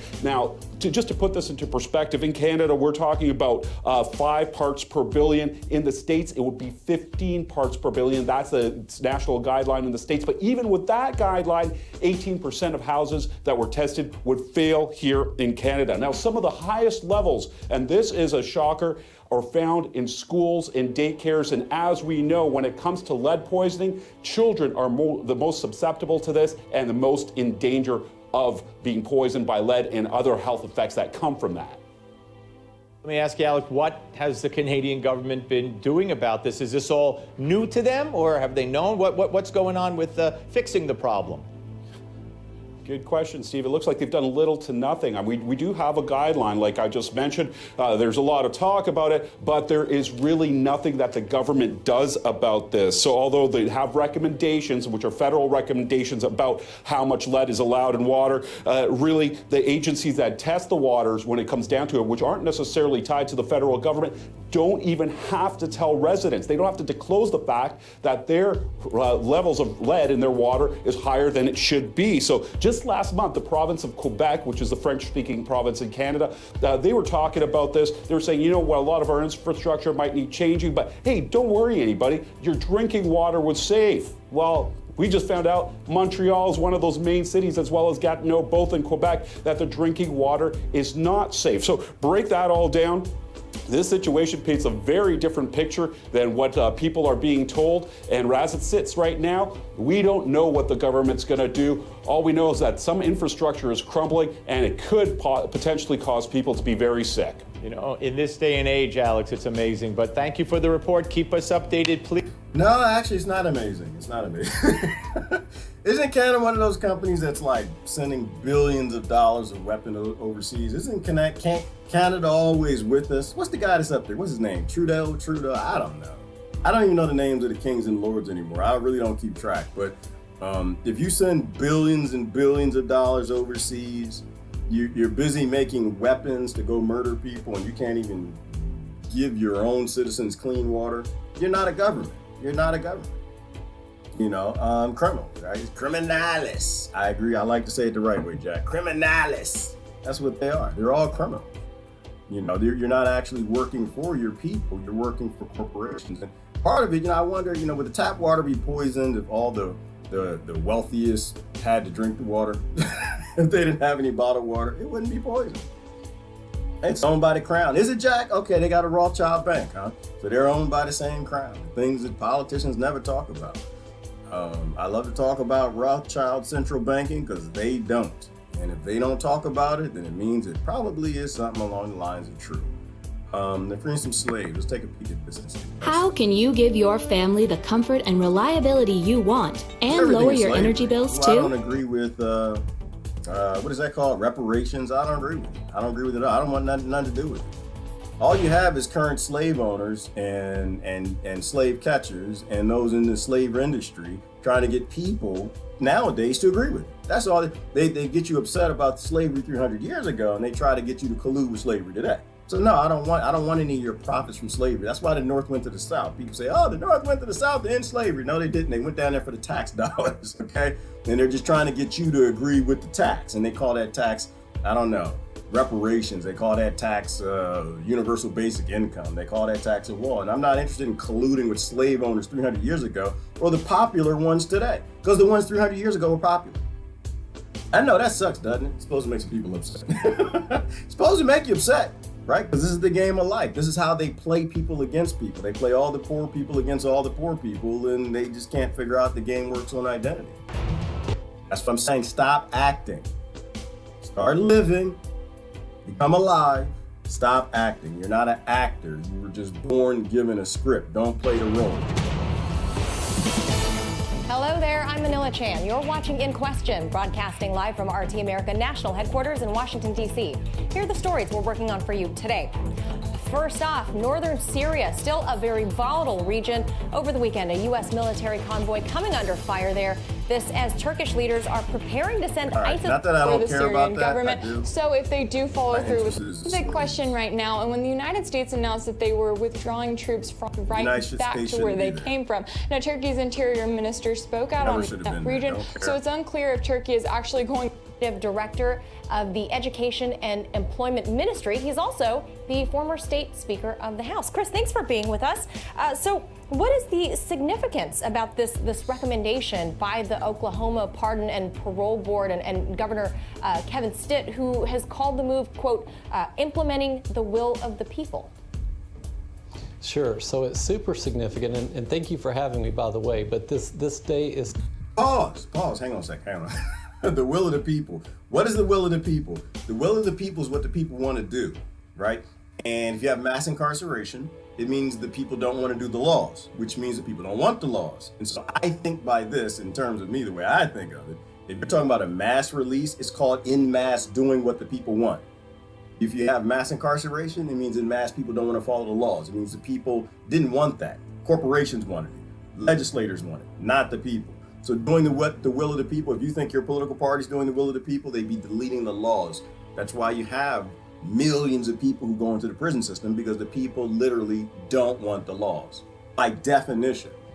That's why I don't get the whole we the people. There is no we the people. It's them, the corporations, and them, the government, power and money, and doing the exact opposite of what the masses want. Super significant because it means that hundreds of individuals are going to get to return to their families, re-enter the workforce, and return to their communities. And I think it represents a significant change in Oklahoma in the way that we view issues of addiction and or mental illness. So the reality is the voters of our state clearly stated in a vote in 2016 that issues of addiction are health issues, and that people who battle addiction are better treated as patients, not as prisoners. And so this move by our Pardon and Parole Board and by our governor allows the reforms that the people enacted in 2016 to apply retroactively to the men and women who may be serving time for these particular issues. Okay, so it sounds like a lot of these inmates who will be commuted, sounds like there are low-level drug offenses, maybe people with drug addiction problems. You worked on the ballot initiative that drove this reform. What were some of the obstacles you encountered along the way, and how were those resolved? Well, so the reality is, you know, the vote, the issue represents a paradigm shift in our state. For far too long, Oklahoma has been too punitive, too harsh on low-level offenses. The reality is, for people who battle addiction or mental illness, they need help. And so we understand that connecting those individuals with appropriate levels of treatment and or mental health care ultimately results in better outcomes and is a better use of our state's resources, and it strengthens the people who live within our state. So the reason I love this, I love it. I don't like the idea of just calling it mental illness. Just call it illness in general. People who are sick, people who are victims, if you will. They're not criminals, they're victims, right? You seek to take medications like we talked about in the beginning, the whole, you don't like the show. The show isn't going well right now. We're on Act 7, Chapter 2. Show ain't going well. You don't like the acting script you were given, so you drink alcohol on Thursday nights and Friday nights. You do cannabis. You're a victim of the show. You should not be in prison. You're not a criminal, you're a victim. So I don't agree with just the, hey, release drug addicts. Nobody who never did anything, anyone who's being peaceful, Even the people growing and selling the medications to help the people who were born in a conflict-based acting guild of society shouldn't be in prison. They're not criminals. They're victims. They're all victims. So I'm all for emancipation. The only people who should be in any sort of cage or prison are people who are physically violent, who cannot be out. Period. That's it. And they need help more than anything else. Because even those people were driven mentally ill, probably into violence, by this conflict-based debt system of keeping things from people and poisoning their water, making them mentally ill to begin with. So I like this. I think it's a step in the right direction. You're not going to get me to clap, though, because I don't believe in clapping for doing the bare minimum. Okay? I don't believe in clapping for doing something, undoing something you never should have done to begin with. Okay? You don't ever blame someone for being a victim of a conflict-based, scarce, debt-based currency system of a society. That's not a society, it's an unsociety. It's not civilized, it's uncivilized. So you're not gonna get me to clap. Get back to a default condition of nobody being in prison for just being sovereign human beings and living their own lives, minding their own business. Get back to that default condition and I'll start clapping for things on top of that. But you never clap for just being what you are. It's like an abuser coming home. And this is how I view the federal government. I'm sorry, I hate to tell you this, that's how I view them. It's like an abuser coming home and blaming the wife for being abused. Like, she's got a black eye and it's like, oh, you're ugly. Yeah, I know she's ugly for a reason. You beat her up the other day, right? The federal government beats you up through artificial scarcity legislation because y'all can't stop voting for these Democrats and these Republicans. And it's not them, that's a label and identity for in itself. But a system, a model, at the principle, you can't seem to get rid of a system that's abusing you through your water, through your housing, through your cost of living, abusing you through all your power, abusing you in all these different ways because you hate somebody else. And that's what I mean, the game of life, right? It literally is a game. You got people who are still playing Milton Bradley adult games instead of just fixing the system. We need to walk away from this nonsense. So I think this is a step in the right direction after decades, if not centuries, of going the wrong way, undoing the wrongs. But yeah, you're not gonna give me the clap for it. And now, speaking of resources, how is the taxpayer impacted by all of this, whether it's keeping them in or releasing them? Sure. So the I guess not. I'm sorry, Friedman said something. Friedman said something. Do they really do the bare minimum? Hell no. No. They're fighting to get up to the minimum. They're not even close. You know what they're doing?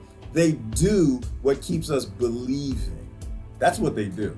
They're doing just the bare enough to keep people believing it. So I agree with you. No, they don't do the bare minimum. They do just enough of what they need to do to keep people playing the game of life. As long as that dice comes around, it's your turn to roll the dice, and you keep rolling the dice, as long as people keep, vote, support the system, consent, be okay with murder and destruction and rape and war and all these things. As long as people keep rolling the dice, they're going to do just enough to keep people believing. Just enough, and they won't do an ounce more. The estimated cost savings of the commutations that are taking place in real time in Oklahoma today are estimated to save the state of Oklahoma approximately $12 million a year. Okay, I'm not interested in saving Oklahoma money. Don't care nothing about that. John said something. They're just making room. They're just making room in the prisons for people like Gerard to talk the truth. Yeah, they're making room for you too, John. But then again, that's what all the prisons are. That's what mass incarceration is right now. Mass incarceration is just a political prison. That's all it is. It's one big political prison. These are all political prisoners. These people haven't hurt anybody. These people they're people who disagree with the system. They lived free. They were lively. They did liveliness. Some of them were starved into mental illness and doing crimes or survival acts that they call crimes. And the rest of them were just living free. They disagree with the system. And so they're politically being held. Because a politician wrote some laws that were unconstitutional or against the Bill of Rights, and they didn't want to follow the law. And they put them in prison. So the prisons are. So they're not really making room for me. They're not going to get me. Hey, John, good luck with that. Good luck with that. Boy, you gonna put me in a cage? Oh my goodness. I can't wait to see that happen. Is that the Democrats and Republicans, y'all can come put me in a cage? Yeah, you think I'm not that passive. I might be passive, but I am not a pacifist. I agree with force. I don't agree with violence. I don't agree with the violation. I don't agree with the violation, but there was one thing that is just tied in with my religion and spirituality and common damn sense. If somebody brings war to your house, you give them all they want. You give it all to them. And I'm not a violent person. Don't believe in violence. But yeah, you come to me. I got what you need, baby. I got what you need. And we probably won't be on CNN because it won't even be shown. I'm not interested in violation. I'm not interested in your slavery. I'm not a slave that'll lay down for you. I'm not someone that you can come to the coast of Africa with some guns and think that I'm gonna stand down because I got a spear. Hell no. I'm gonna take money with me. But you're not gonna, I'm not interested. I'm gonna live free as long as I'm alive. And I'm not gonna capitulate. One, I'm not really alive anyway. That thing doesn't really exist. I'm spiritual wave energy. But as long as I'm tied up in this monkey body, I'm gonna live free, right? There are laws that you're not supposed to follow, and unjust laws, they're not just, you should not follow them at all. So yeah, they're not making any room for me, John. You make room for me, you gotta work on a grave plot. You wanna make room, that's what you gotta work on, because I'm not going. I'm not interested. I actually am more of the spirit of these kids that are being shot in the street and Lavoy Fennecombs. I'm more of a spirit of Ruby Ridge, and I'm more of a spirit of Waco, Texas. I'm more of a spirit of Harriet Tubman. I have no interest in these Democrats and Republicans and what they think they're gonna do to me. Like I said, my revolution, when does that start? When you show up at my door with some forced vaccinations. That's when it's gonna end. You better bring all of them. I know my police too, I love them to death. And I know they're just doing a job, so I won't even blame them at all. But you better bring all of them. You better bring Ronnie, Bobby, Ricky, Mike, Ralph, John, and just bring all of them, because I know them. They eat too many donuts. I know them. Hey, brothers, hey, what's up? You didn't brought all you. I didn't knock on my door. Bert, come on here. We're going to give you your shot. Oh, yeah, you got my flu shot. Oh, yeah. Oh, look at that. They didn't brought John. Hey, Mike, put the donuts down, man. Hey, yeah, because it's going to get hot. How's the wife and kids doing? They doing good? All right, they doing good? All right, listen. Everybody, y'all, we're going to do this now. Y'all want to stretch, because I'm going to stretch. I'm going to do a little yoga first. Y'all. I know John is loving this right now. His brother Mark will love it too. Because they're like, but he's a pacifist and a hippie. No, I am a hippie. I'm about love everybody. I love Mike, Mark, John. They got Tina, and they got all of them out there. They got their ride gear too. Look at it. Mm-hmm. I love y'all to death. Oh, y'all playing side? You bringing the kids to the game later? I'll get my stretch on. Are you? Y'all ready to go? All right. Now, the lady, what's your name? Lisa, you're the one that's gonna be administering the vaccination shot? Okay, yeah, I'm gonna need you to stand out the way because you're not here for the forced part of this thing. You got the shot when I'm like dead on the ground and you can like put it in my veins. But yeah, you need to go stand over there somewhere. Get behind the bush because yeah, it might get kind of popping. It might get crazy out here. Shoot, go get my katanas. No, I'm not interested. I'm not interested. I don't ever blame the warrior. I blame the war, those who start the war. The problem is never the police. It has nothing to do with the police. It's not policing. It's not the wellness, social media wellness check officers. Have you guys had one of those come to your door yet?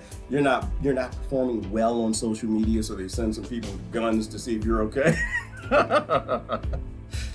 I laugh at it because it's hilarious to me. This idea that this is a society. It's not a society, it's an unsociety. Yeah, you're not gonna stick that. The pharmaceutical companies, you're gonna make one profiting flu shot vaccination thing on me. It's only gonna be one. You only get one. You only get one shot. So you have to determine if that's gonna be profitable enough for you, because you only gonna get one shot. That's gonna be in my dead body. All right? Not interested. I'm not interested. I'm not against vaccines. I'm not against your shots. I'm not against any of that.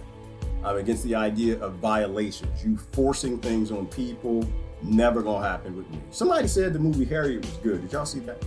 I might have to go see that. Somebody told me it was a fantastic movie. So yeah, that's not don't come to my door. Oh yeah, come on out of here. Yeah, Mr. Oppressed guy. We're gonna put you in a prison. We're gonna put you in a cage. Come on out of here. Yeah, yeah, willingly. That's not a thing. That's not a thing. I wasn't born that way. I just doesn't even process it in my head. Somebody's abusing, you're supposed to give them all the abuse that they want. That's what you're gonna get. So you better tase me, bro. Better tase me, bro. Better tase me and get ready for dookie in your eyes. Because you tase me and I wake up in the car and I got mess all over myself. Because that's what happens when they tase you. You better get ready. Because it's going to be all in the back seat everywhere, throwing it through the cage. Don't bring the police car with the cage. You just got to have the glass and the cage. Because I'm going to be I'm not the one. I'm not the one. They're the ones. All the ones right here, the ones with the identities, the ones who believe in your system. I don't believe in your system. I'm not a slave, I'm a captive. I was born here, I'm a captive. And I agree, I'll go along with most laws, because don't get me wrong, most laws aren't worth it. I pay my taxes, I do things like that. But I'm not going along with a direct violation. Everybody pick and choose what they're gonna follow. All right, yeah, that's it. I'm not interested. I'll hit reset. Right? This is a game. All you're going to do is hit reset and I'm going to start back over. I don't actually believe that I'm here. So I'm not interested in you. You're not going to use fear to get me to do anything. I'm not scared of you. I don't have any fear. All right. And this is what the ancient scriptures meant by, fear God only. Somebody edited that scripture. I don't fear God. God is a father, whatever that thing is. It's a father, mother, something thing. It's probably not even a gender. And, I'm not supposed to be fearful of things of man. So man can take it and put it where he wants to put it, but he ain't gonna put it in me. All right, especially not no damn corporations. IKEA's in the news. What IKEA? I haven't been there in a minute. IKEA's PC Vendor Fest. Decorations. Celebrate, what? What's this? Celebrate magic mushrooms. The origin of Santa Claus. Stop! Daniel knew that was coming. Daniel's one of my friends. That like the mushrooms. You must have knew that was coming. I know you want me to click on that so bad. IKEA celebrating magic mushrooms, or I know, I guess Santa Claus. I don't know. Did somebody do some mushrooms and they saw Santa Claus? That's what happens. Daniel said that when you do mushrooms, you poo in public. That's what. Daniel's the reason I've probably never take magic mushrooms in my life. Because he said that he caught himself, he took magic mushrooms and he started pooing in the middle of a courtyard one time. He thought he was in a public restroom, but he was really like, nah, nope, it's not gonna happen. He started seeing Santa Claus flying around. No, I'm good. Let me see, Boeing test launches spacecraft. Okay, amid 737 MAX scandal. Well, once again, corporations and patents, as long as you have them, you will not have human freedom. So there's that. Let me see. Iran passes uranium on, what's that? Iran passes uranium limit on embassy siege 40th anniversary. Well, Iran, my only interest in Iran is please stop having rallies against Americans. The Americans don't hate you, Iran. The vast majority can't even find you on a map. Okay, they can't find you on a map. They don't hate you. They don't hate you, Iran. The Americans, one, they don't know geography, and they're indifferent. They're indifferent, and they're identity slaves. They've been literally walked into lifestyles, and they don't even know who they are. So Iran, they don't hate you. If you're going to do anti-protest of who wants to invade you, it has nothing to do with the American people. It has to do with Washington. Okay, so yeah, y'all start having anti-Washington or you know what? Better than that. If the nations and the people who can't stand what America's doing with all these wars and destruction and murdering people and dropping buildings on babies and putting Holocaust bombs and drones and burning people in flying ovens, go ahead and start protesting against central banking. That's what you need to do. You need to have your protest against central banking. If you start doing that, then you're actually putting your finger closer to the button of actually who's behind all the wars. All right? The Americans are just being pulled along. Even the ones who kind of understand who that works. And I think a lot of the high up politicians, they get that. The banks stop printing the money, stop giving the quantitative easing, then the economy collapses. Like, to me, that's really what it's all about. It's just the banks, they're basically giving loans to America. And American children got to pay the debt back. If they ever stop printing the money, then it means the currency collapses. And the politicians at the top don't want that. So they're willing to murder people by the millions all around the world by dropping bombs on them, because that's how America makes its money. To the military-industrial complex, they're willing to continue to poison the Americans' water and give them poison pharmaceuticals and allow Viagra to be in the water and allow the big chemical companies to spray chemicals in the air and on the food because they make money that way. And the only reason the bank gives you the money, whether you're a person or a government, is because you can pay it back. And the only way the politicians are trying to prove they can pay it back is by doing the exact opposite of what every American needs, and that is to do whatever the corporations want them to do. All right. To me, it actually is that simple. It's that simple, stupid, and scary. But if Iran and these other countries start protesting the central banks that actually own America, what the American flag stands for, then we'd be getting somewhere. U.S. Embassy hostage crisis. Oh, what? They got some hostages? Set tone. Oh, set the tone. Right. The U.S.-Iran relations. No, it didn't. No, it didn't. That's a lie. No, it didn't. No, it didn't. That didn't set the tone. It's just central banking. Iran does not have a central Rothschild bank. That's all it is, right? We're trying to increase the size of the plantation because the GDP is what moves us forward. You got a lot of Americans who are enslaved to this cotton-based, debt-based society, and they just need some more. So the hostage crisis has absolutely nothing to do with banking and power and money. Why is Brexit delayed? They make more money with Brexit than not. I think that's simple enough. Money is the answer for me. Everything's economics. I really don't care about like the headlines. It's just economics. New proof, FBI creates the, what is that? Creates the plots it stops. There's new proof. That's old proof. That was, who did that? Did that yesterday. I watched a couple of them. Redacted Tonight, Lee Camp and them. Oh yeah, the FBI creates problems to not solve problems. It's how you scare Americans. It's how they make money. They're not there for America. And then the 5G race. Okay, we did that yesterday. We're done. We're done. I'm gonna do comments and get out of here. We're done. Unless there's some aliens or something. I see some aliens. Free energy is my topic. Free energy, you free the people. You see, it's hard to hide the lies when you release free energy, because when you have free energy, then you can say, you know what, then you can have infinite everything. You can 3D print everything, and there's no reason for people to be in conflict. So I love that. Oh, what did Jesse say? Jesse Ventura said, terrorism is a concept you can't fight with the military. Right. And that's true. And that's how it's an endless war. They knew if they could create terrorists, they could create an endless war. And if you have endless war, then you have endless fear. You have endless fear, you can do anything you want, because then everybody stays in their little identity groups. The nationalists are the nationalists, the blacks are the blacks, the whites are the whites, the conservatives are the conservatives, and everybody's like lined up on the sides they want. And I'm just not, no, I'm saying, I thought I was done. One more. And joining us now is Paul Wright. He's a prisoner rights activist. Let me start with this. Does it surprise you that these stories are coming out of this particular prison where Jeffrey Epstein was either murdered or committed suicide, as the state suggests?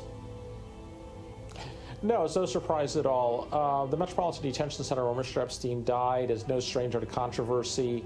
As recently as last year, the facility was without heat during the middle of winter. Hundreds of thousands of prisoners were literally freezing. In the aftermath of the 9/11 attack, it's well documented that hundreds of Arab and Muslim men were rounded up by the FBI and brutally tortured and beaten in the aftermath of those attacks. So the facility has been widely criticized for its brutal treatment of prisoners, and it's no stranger to controversy. Isn't this really just a numbers game? I was reading that inmate suicides in and of themselves are up something like 14% in the United States. And what we're hearing is that it's really a numbers game. There's just not enough guards and way too many inmates. Well, I would say it's not necessarily a numbers game, because if a facility has an adequate and well-trained mental health staff. All right, I'm done with that. I'm not really concerned about the mental health of slaves. You shouldn't have slaves. Once again, I don't do two sides of the discussion. I thought that was going to go into like an Epstein type thing. It's not.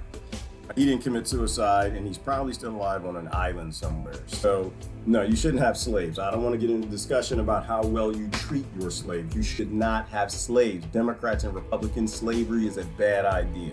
Please let me know when you figure that out.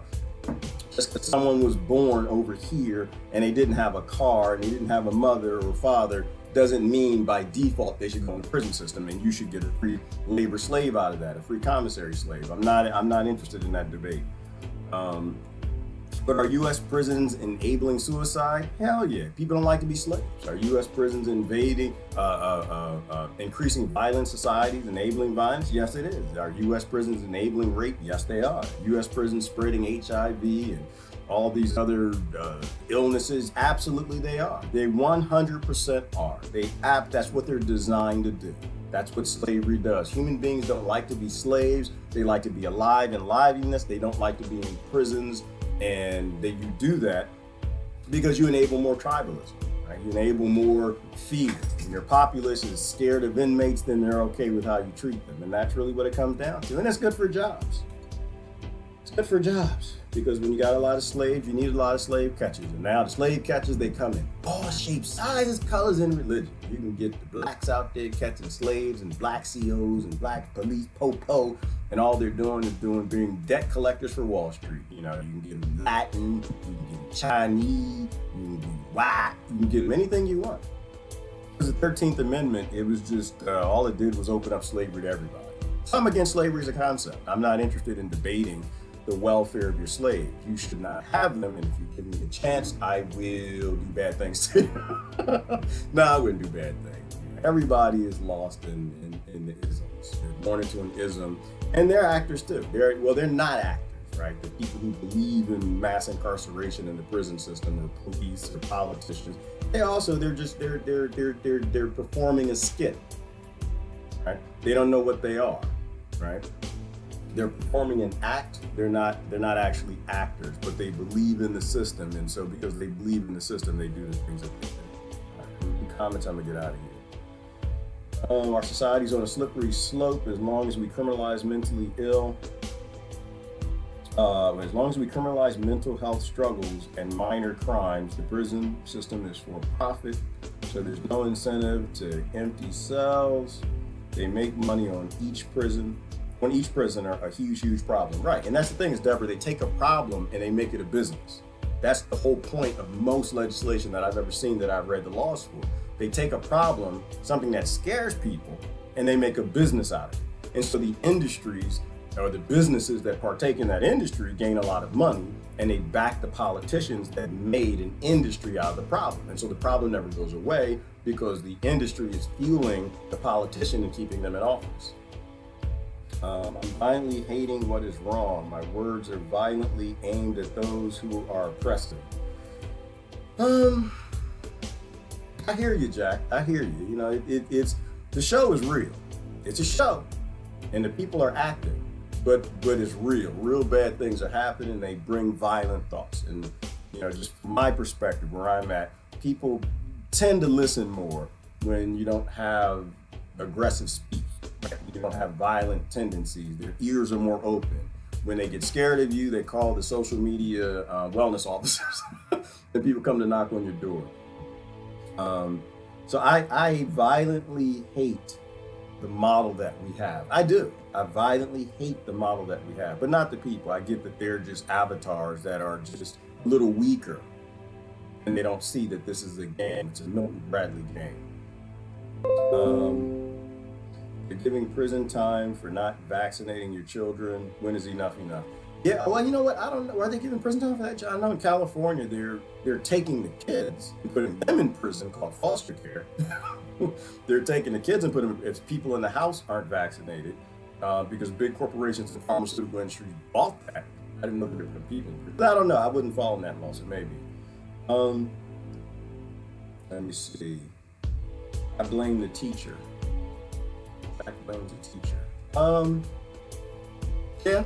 Well, the teacher is a part of the system, right? The teacher is one of the modelers. It's one of the ones who teach the actor to act, right? They teach the blacks, they teach the blacks, they teach the Americans, the American.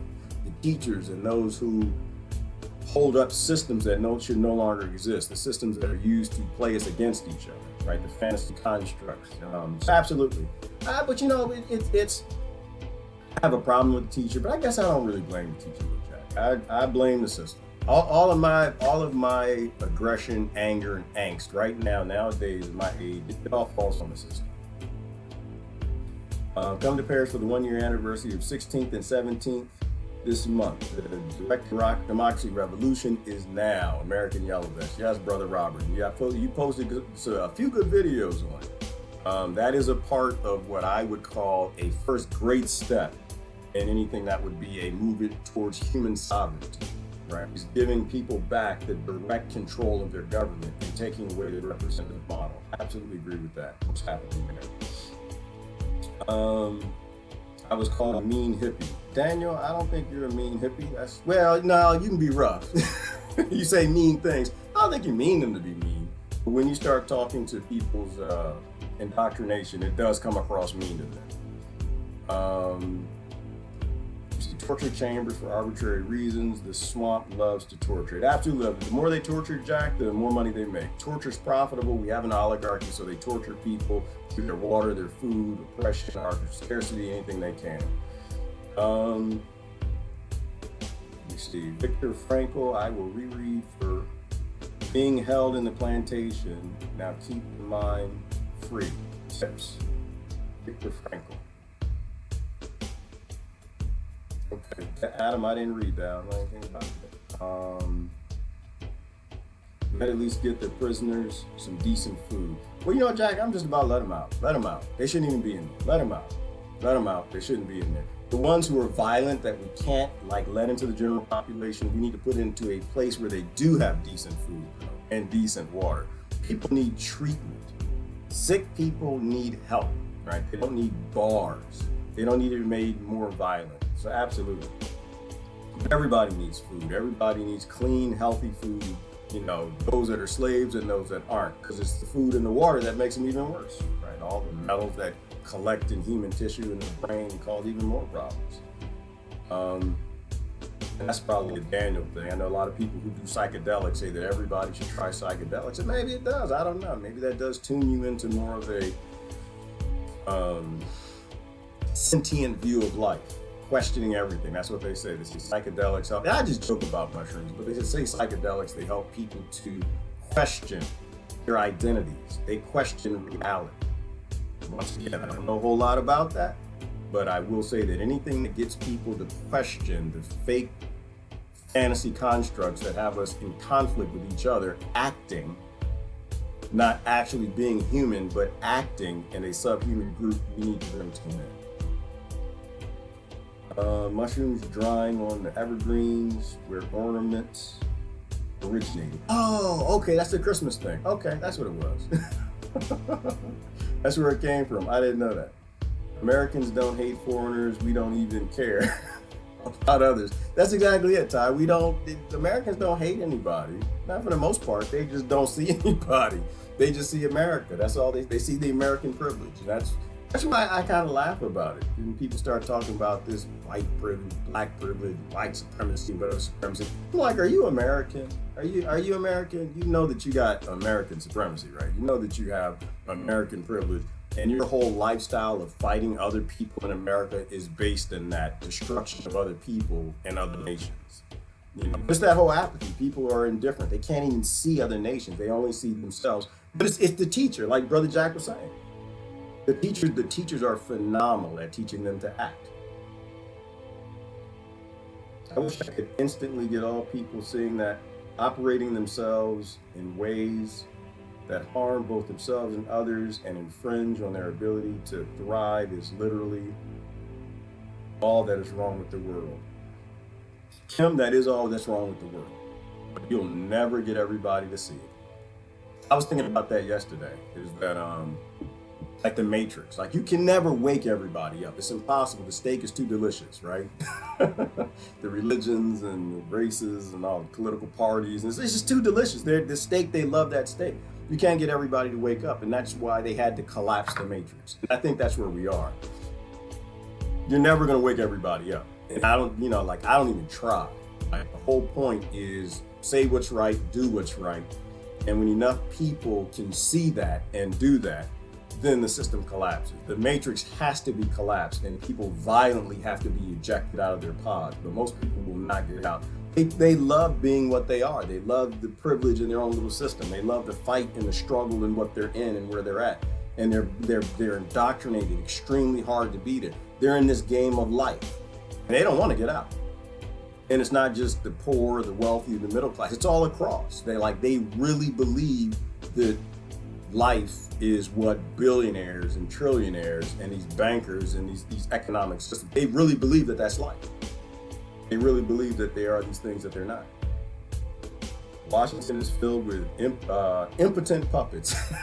Oh, Rebecca, I don't know if they're impotent. Well, they're impotent in terms of getting anything done. I agree with that. I was thinking of another impotent. I was thinking of another impotent. Like, this thing keeps happening. They're not impotent. They apparently got something.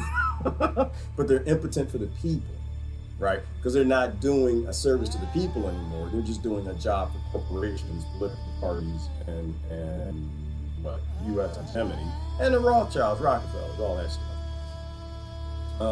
It's designed to collapse debt slavery. Absolutely, it is designed to collapse, and when it collapses, they always have something ready to go, Ty. Like right after it collapses, they got the next thing to keep you enslaved.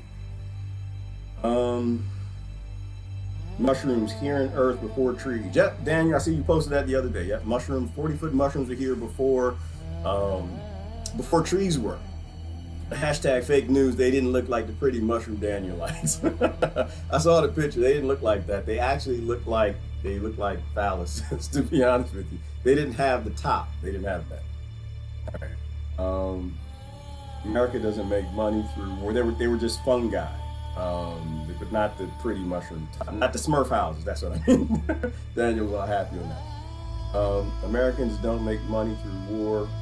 We spend money.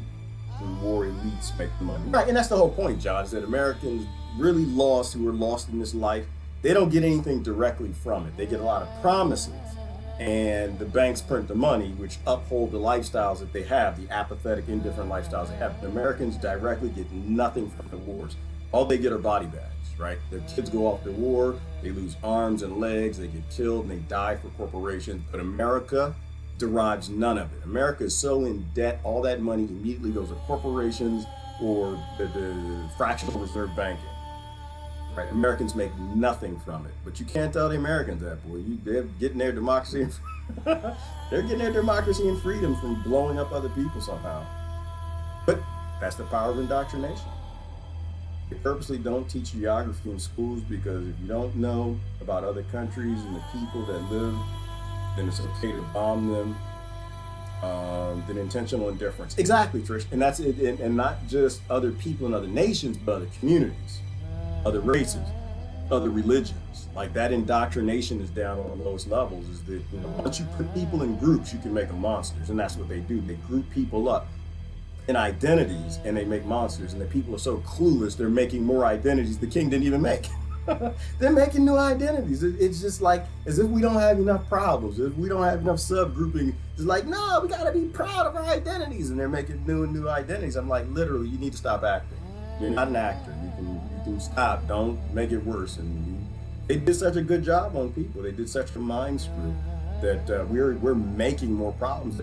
It's almost like a self-running system. The elites, the kings and lords put us in this system and group everybody up, and now everybody's making even more groups. It's a system that's just functioning too well. All necessities of life should be free. Absolutely, John, and that's sentient. That's the bottom line. To me, everything is sentience, right? If your group or whatever you're with or whatever you're doing, your action, your product isn't involved in taking the human race closer to being sentient, evolving, all sensing universally, then I'm not interested. That's really what it comes down to. And if human beings are denied the necessities of life, you know, because they broke the life, because I know people have debated, John, and say, well, people don't need power. You literally made people need power. You made a system and you legislated to make human beings dependent on your infrastructure. You are obligated to provide them power. Nobody in California, Flint, Michigan, Maryland, or West Bank should have power. You literally architected a system that people needed. You can't take it away from them. So yeah, all those things are their human rights. It's once you make them dependent, you got to provide it. You have to provide it. It's not a service, not anything you're selling. You made them need it, then you got to give it to them. Otherwise, you're just an abuser. You're just an abuser without a wife beater. I start preaching to the whole block. when they put me in jail on trumped up charges. They released me as soon as possible, but it was too late for them. I had already woke 30 people. And this is why the power of words, Jack. Words are everything. And the most dangerous thing are words. That's what they care about. They don't really care about what you do. They care about your thoughts. When you start putting thoughts into the ethos, you start putting that vibration out there, they can put you in prison. And that thought's going to reverberate. It's going to be perfected. And other people are going to... There's nothing more infectious than the thoughts of like being free and putting those words. That's why there's censoring. You know, the whole point of censoring is to stop people from thinking. In order to keep this game running, to keep Milton Bradley going, you literally have to keep people from thinking. You have to ban free thought. And how do you ban free thought? Is you ban independent, critical thinking think tanks. But you can put them in prison all you want. After the thought is out there, it's too late. Free energy from old electric motors just lying around and everything converted to generators. Well, right, Adam, and this is, so you've seen some of that. You've seen like some of these YouTube videos and these invented, like when I used to watch them, I was like, oh, I don't know, is that really free energy? They making it up, it's fake news, what are they playing games, whatever. And then I found out about all those patents that they keep from the American people. There are 1,000 energy related patents to prevent free energy from anything that's 20% or 30% more efficient than what's today. They ban from the public. And that answered the question for me. It's like, these guys are actually making free energy devices, and then 100 of them got together and went to Washington to try to get them to release the patents, and they wouldn't release them. And that is one of the big reasons I don't care anything about this idea that politicians need to stop fossil fuels from changing climate. They don't care. They literally don't care. We have free energy devices that people have made from like old cars and old wash tubs, and they ban it from the people. They literally keep it from the people. They're not actually worried about the changing climate. Either they don't believe it or they're not worried about it. But either way, I think that's a big question. Big question mark from the people who are promoting it. They're hiding free energy devices from the people, and it's not even like a secret. Epstein is still alive and running stuff. Yeah, he is. I think he is. And I think he's got Epstein asteroid, Epstein Islands, whatever. And you know what? They admitted there's one Epstein Island. That tells me that there are probably dozens of them. When they admit that there are dozens of Epstein Islands, that tells me that he has an asteroid. They always admit up to what they think will get us to just, okay, we want to keep the system. I disagree with the whole concept of it. I don't think that kings and lords could have any secrets. I don't believe in classified anything. We're too far. We're too far gone to have any more secrets. Not in systems. People can have secrets. I'm fine with that. Not systems in government, not corporations. The issue being, we desire to be slaves, we seek servitude, the cabal provides. Absolutely. Unfortunately, we do tie because they made slavery so nice, which is my issue with money. That's why people want to be slaves, because money, that barter thing that they all have a lot of that most people don't, it keeps people in love with slavery and okay with slaving other people outside of what they say they're upset about from 300 years ago. Lots of drugs in prison among the population. Right, that's another barter, Kate. Right, they don't have money there, but they got money there too. But you know, these systems get created wherever you go. Yeah, Daniel, labels suck. Labels are how they control people. As long as you attach that label to your child at birth, then you've decided who will control their life, who will design for them what living is. Prison industry makes good yield on the stock market. Yes, it does, Kate. And they buy politicians. That's why Democrats and Republicans love mass incarceration. They love slavery. No lives matter to them. They don't give a damn about your white lives or your black lives or blue lives. They care about their own life and their retirement, which is why they're not changing any of the laws. I'm a history major. I'm appalled and ashamed about how little they are teaching my children about the world. Too much time wasted on poor math BS. I bought a globe. I have a magnetic map of the United States on my refrigerator. My children will know about their brothers and sisters around the globe. Absolutely, and that's a great thing, Trish. I think a lot of people who do have a lot of problems are the history majors, the open-minded ones, the ones that are thinking and looking back at history, and they're just like, yeah, there's no good and bad guys in history. Like I got into a good conversation yesterday with this Trish. It's like, you know, if you look around in your world right now, do you see all good or any all bad people? No. They don't exist. Do you see any all good or all bad groups? Nope, they don't exist either. So you look back in history, and history always tries to convince you that somebody was all bad or somebody was all good. And it never is. You just have people. You have people who are born in circumstance and they do what they think is right. You know what I mean? And so when you look back at history, the good guys aren't the ones who won. And usually the ones they say were the good guys were just the victors. They were the one who killed the most people. And so they wrote history the way they want. You know, but just that logic alone, you can't trust history because they lie about everything. They've modified it. And it makes no social sense.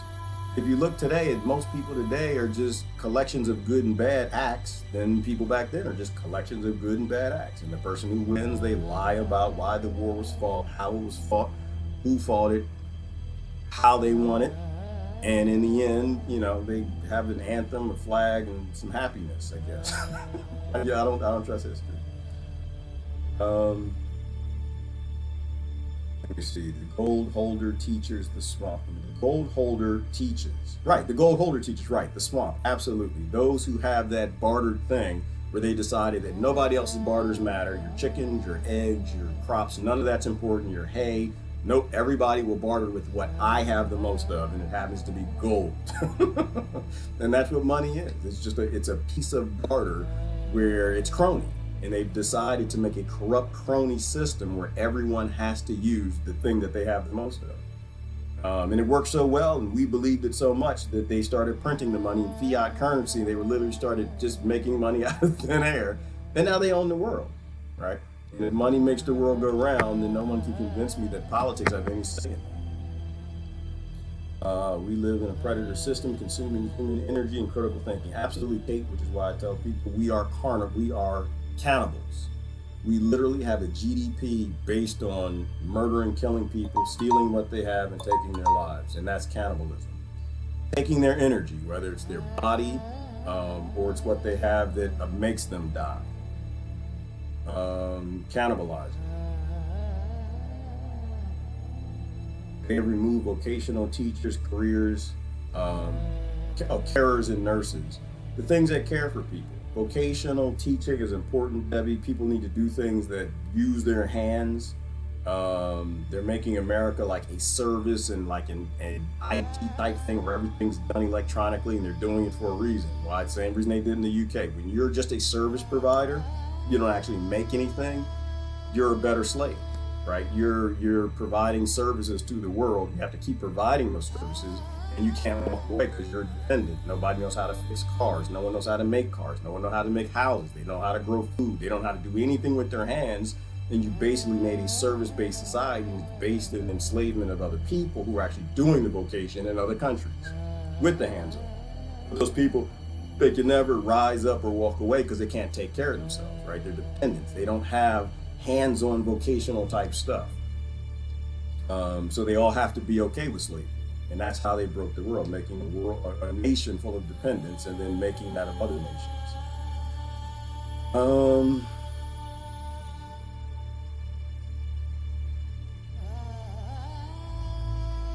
Every part of humanity is treated as a business, not holistically or humanely, but bit at a time, controlled and cashed in on. Vocational are those that care with vocational are those that care with their heart, soul, and action. Yeah, and passion, heart, soul, all that has to be denied. Has to be denied, because when people start to care for each other, they develop commonalities, they build communities, they get a common sensing back, and they have common sense, and then the game becomes a problem. The game of life becomes a problem. They don't want to be Milton Bradley-ish. And plus, nurses help people, right? You know, you don't get fear when people are getting help. When you're creating less mentally ill people, then you have less fear in your society. Less fear is in your society, then you don't get the groups fighting each other, and you can't just take away their rights willy-nilly. Let me see. Viktor Frankl, who wrote a book in a Nazi concentration camp. What? about freedom of the mind. Thank you, Adam. I appreciate that. That's a nugget. I want to take that and see if I can find something on that. That's kind of deep. Because a Nazi concentration camp is no different than the American education system. It's the same thing. Kids should probably write books. It's a little different. It's a little more aggressive, slightly more aggressive in the Nazi concentration camp, but pretty much the same thing conceptually. All right. Humans are still humans, even the lost child. Yep. May the Creator bless all. Yeah, Daniel, and this is why I tell people, if I was born a Rothschild, I'd be a Rothschild. I ain't stupid. I don't blame them. If I were them, I'd be them. The only reason I have the mind I do is because I was given things from not having. And that made me who I am. And this is why I pity the Rothschilds. I pity the Rockefellers. I pity the people who are still in the struggle. I pity the people who are still believing in their employees and staff and politics. I pity those people because they can't see. And it doesn't mean they're bad people, it just means they can't see.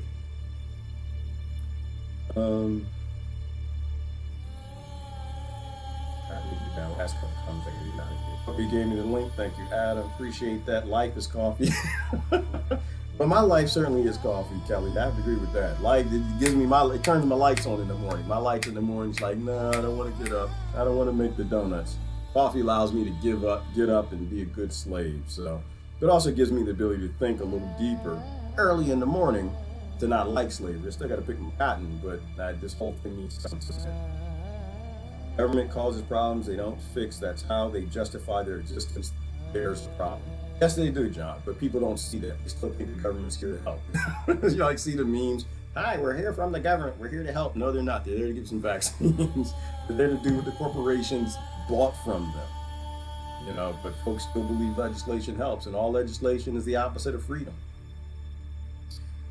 I am fortunate to have traveled to many countries, making friends there. Unless you do this, you end up living in your world unrealistically. Right, and Ivana, this is why I think that the education system should send children all over the world. We shouldn't be locking them in Nazi concentration camps with one person professing in front of them for hours a day. We should send them around the world. They go around the world, they meet all these different people, and they play ball with different people, and they go swimming with different people. They realize all over the world that people are the same. That's the worst thing for a nation. That's the worst thing for a nationalistic, fantasy of a setup in borders. Because then kids are like, you know what? I don't agree that the Iranians are bad people. They're actually nice people. I don't agree that the Venezuelans need to have tanks and bombs dropped on them. And then nations crumble. And in my mindset, I think nations need to crumble. We need to crumble all groups. We need to crumble all identities. Everything that kills humans needs to go away. That's sentient. If you have a system that kills people, then that's not a sentient system. We need to start banning and moving away from these systems, and that's the only way we move towards being more sentient and more human. It can't happen overnight. I don't think it can happen overnight. I want it to, but it can't. But we have to start making those progressions, which means we have to start talking about truthful things. If you're killing people, you're not doing good things. Your group shouldn't be in power if it still is based on dropping bombs. We need intelligent systems if we have any systems. We need sentient systems if we have any systems. My only allegiance is to human beings. I'm not allegiant to a race. I'm not allegiant to a religion. I'm not allegiant to Rothschild, Rockefeller Corporation. I'm not allegiant to any of that, because all that is just a control system. I'm not allegiant to being a cow on a farm. Not interested. I'm only allegiant to the human race, and that's it. I just got here today, but did you see the new leak regarding Epstein? No, I didn't, Nikki. Will you post a link for it? What's the new link? What's the new leak? The next new thing that they're releasing, because maybe they realize the public still isn't buying it. Post the link, I'll take a look at it, but I gotta get going. Anyway, this is Gerard. Y'all have a good day. I am out of here. All right, I gotta go. Y'all have a great day. I'm out of here. Bye-bye.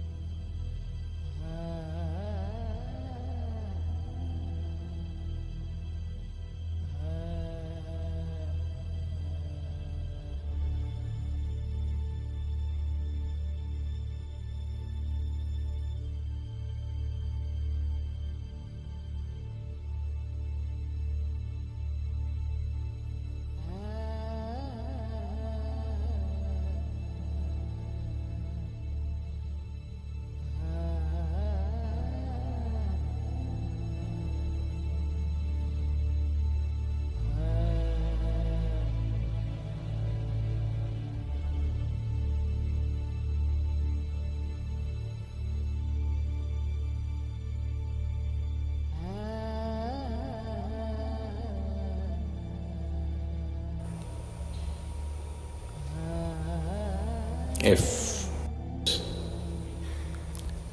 an actor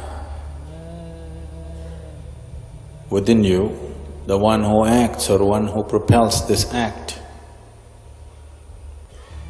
is just an accumulated creation. It is a mass of accumulations which makes you into a person. This is what traditionally we are referring to as karma. It is a whole karmic accumulation of information which makes you into a certain kind of person with certain kind of tendencies. It is this accumulation which you are calling as myself, that is the actor.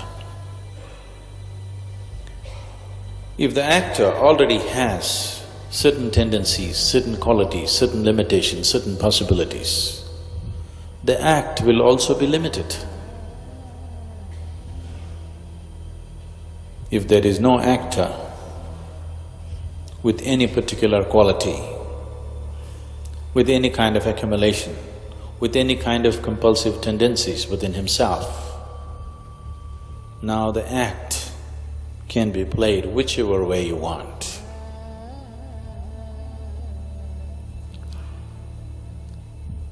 Now, is there any one place where we can locate this person? Will dissection or contemplation will ever locate this person who calls himself myself or me? There is no such person anywhere. The actor is also an act. It's just that you get so identified with the act that both the act and the actor seem to be so real, more real than real. What you call as myself right now is essentially a psychological process. It is not an existential process. What is psychological is not a reality, it is only a happening. It is only a certain resultant activity. Because of a certain gathering of information, certain type of thought and emotional process is happening. If you take away, wipe out the information, there will be no such activity. The flower is real. The fragrance is also real, but it is a resultant activity. Because there is a flower, fragrance is happening. If you remove the flower, the fragrance lingers only for a certain period of time and then it's gone. Only if that source is on, it is there. And flower is also a very limited happening. So psychological activity is sustained only as long as the necessary information is there. And psychological activity becomes a compulsive force only when you're deeply identified with what you have gathered. If you are not identified with what you have gathered, now still the act goes on, but there is no actor behind it, because it is only the identity which makes you the actor. If there is no identity, there is really no actor. This is the reason why you cannot even locate yourself, because you don't exist. I know that I do not exist. I know that I do not exist. You think you exist. Now, is this all some kind of wonky talk just to confuse the hell out of us? How can I confuse you? You're already thoroughly confused about your existence. I wish I could do the job, but you done it already. There's no chance for me. I would like to confuse you, but you have not left anything to me. You done it very well.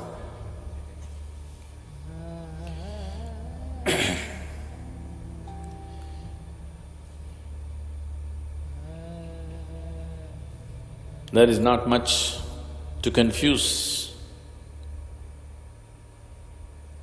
only because one is so confused about his own existence, he can be made to believe just about anything, just about anything. When you're as confused as you are about the very nature of your existence,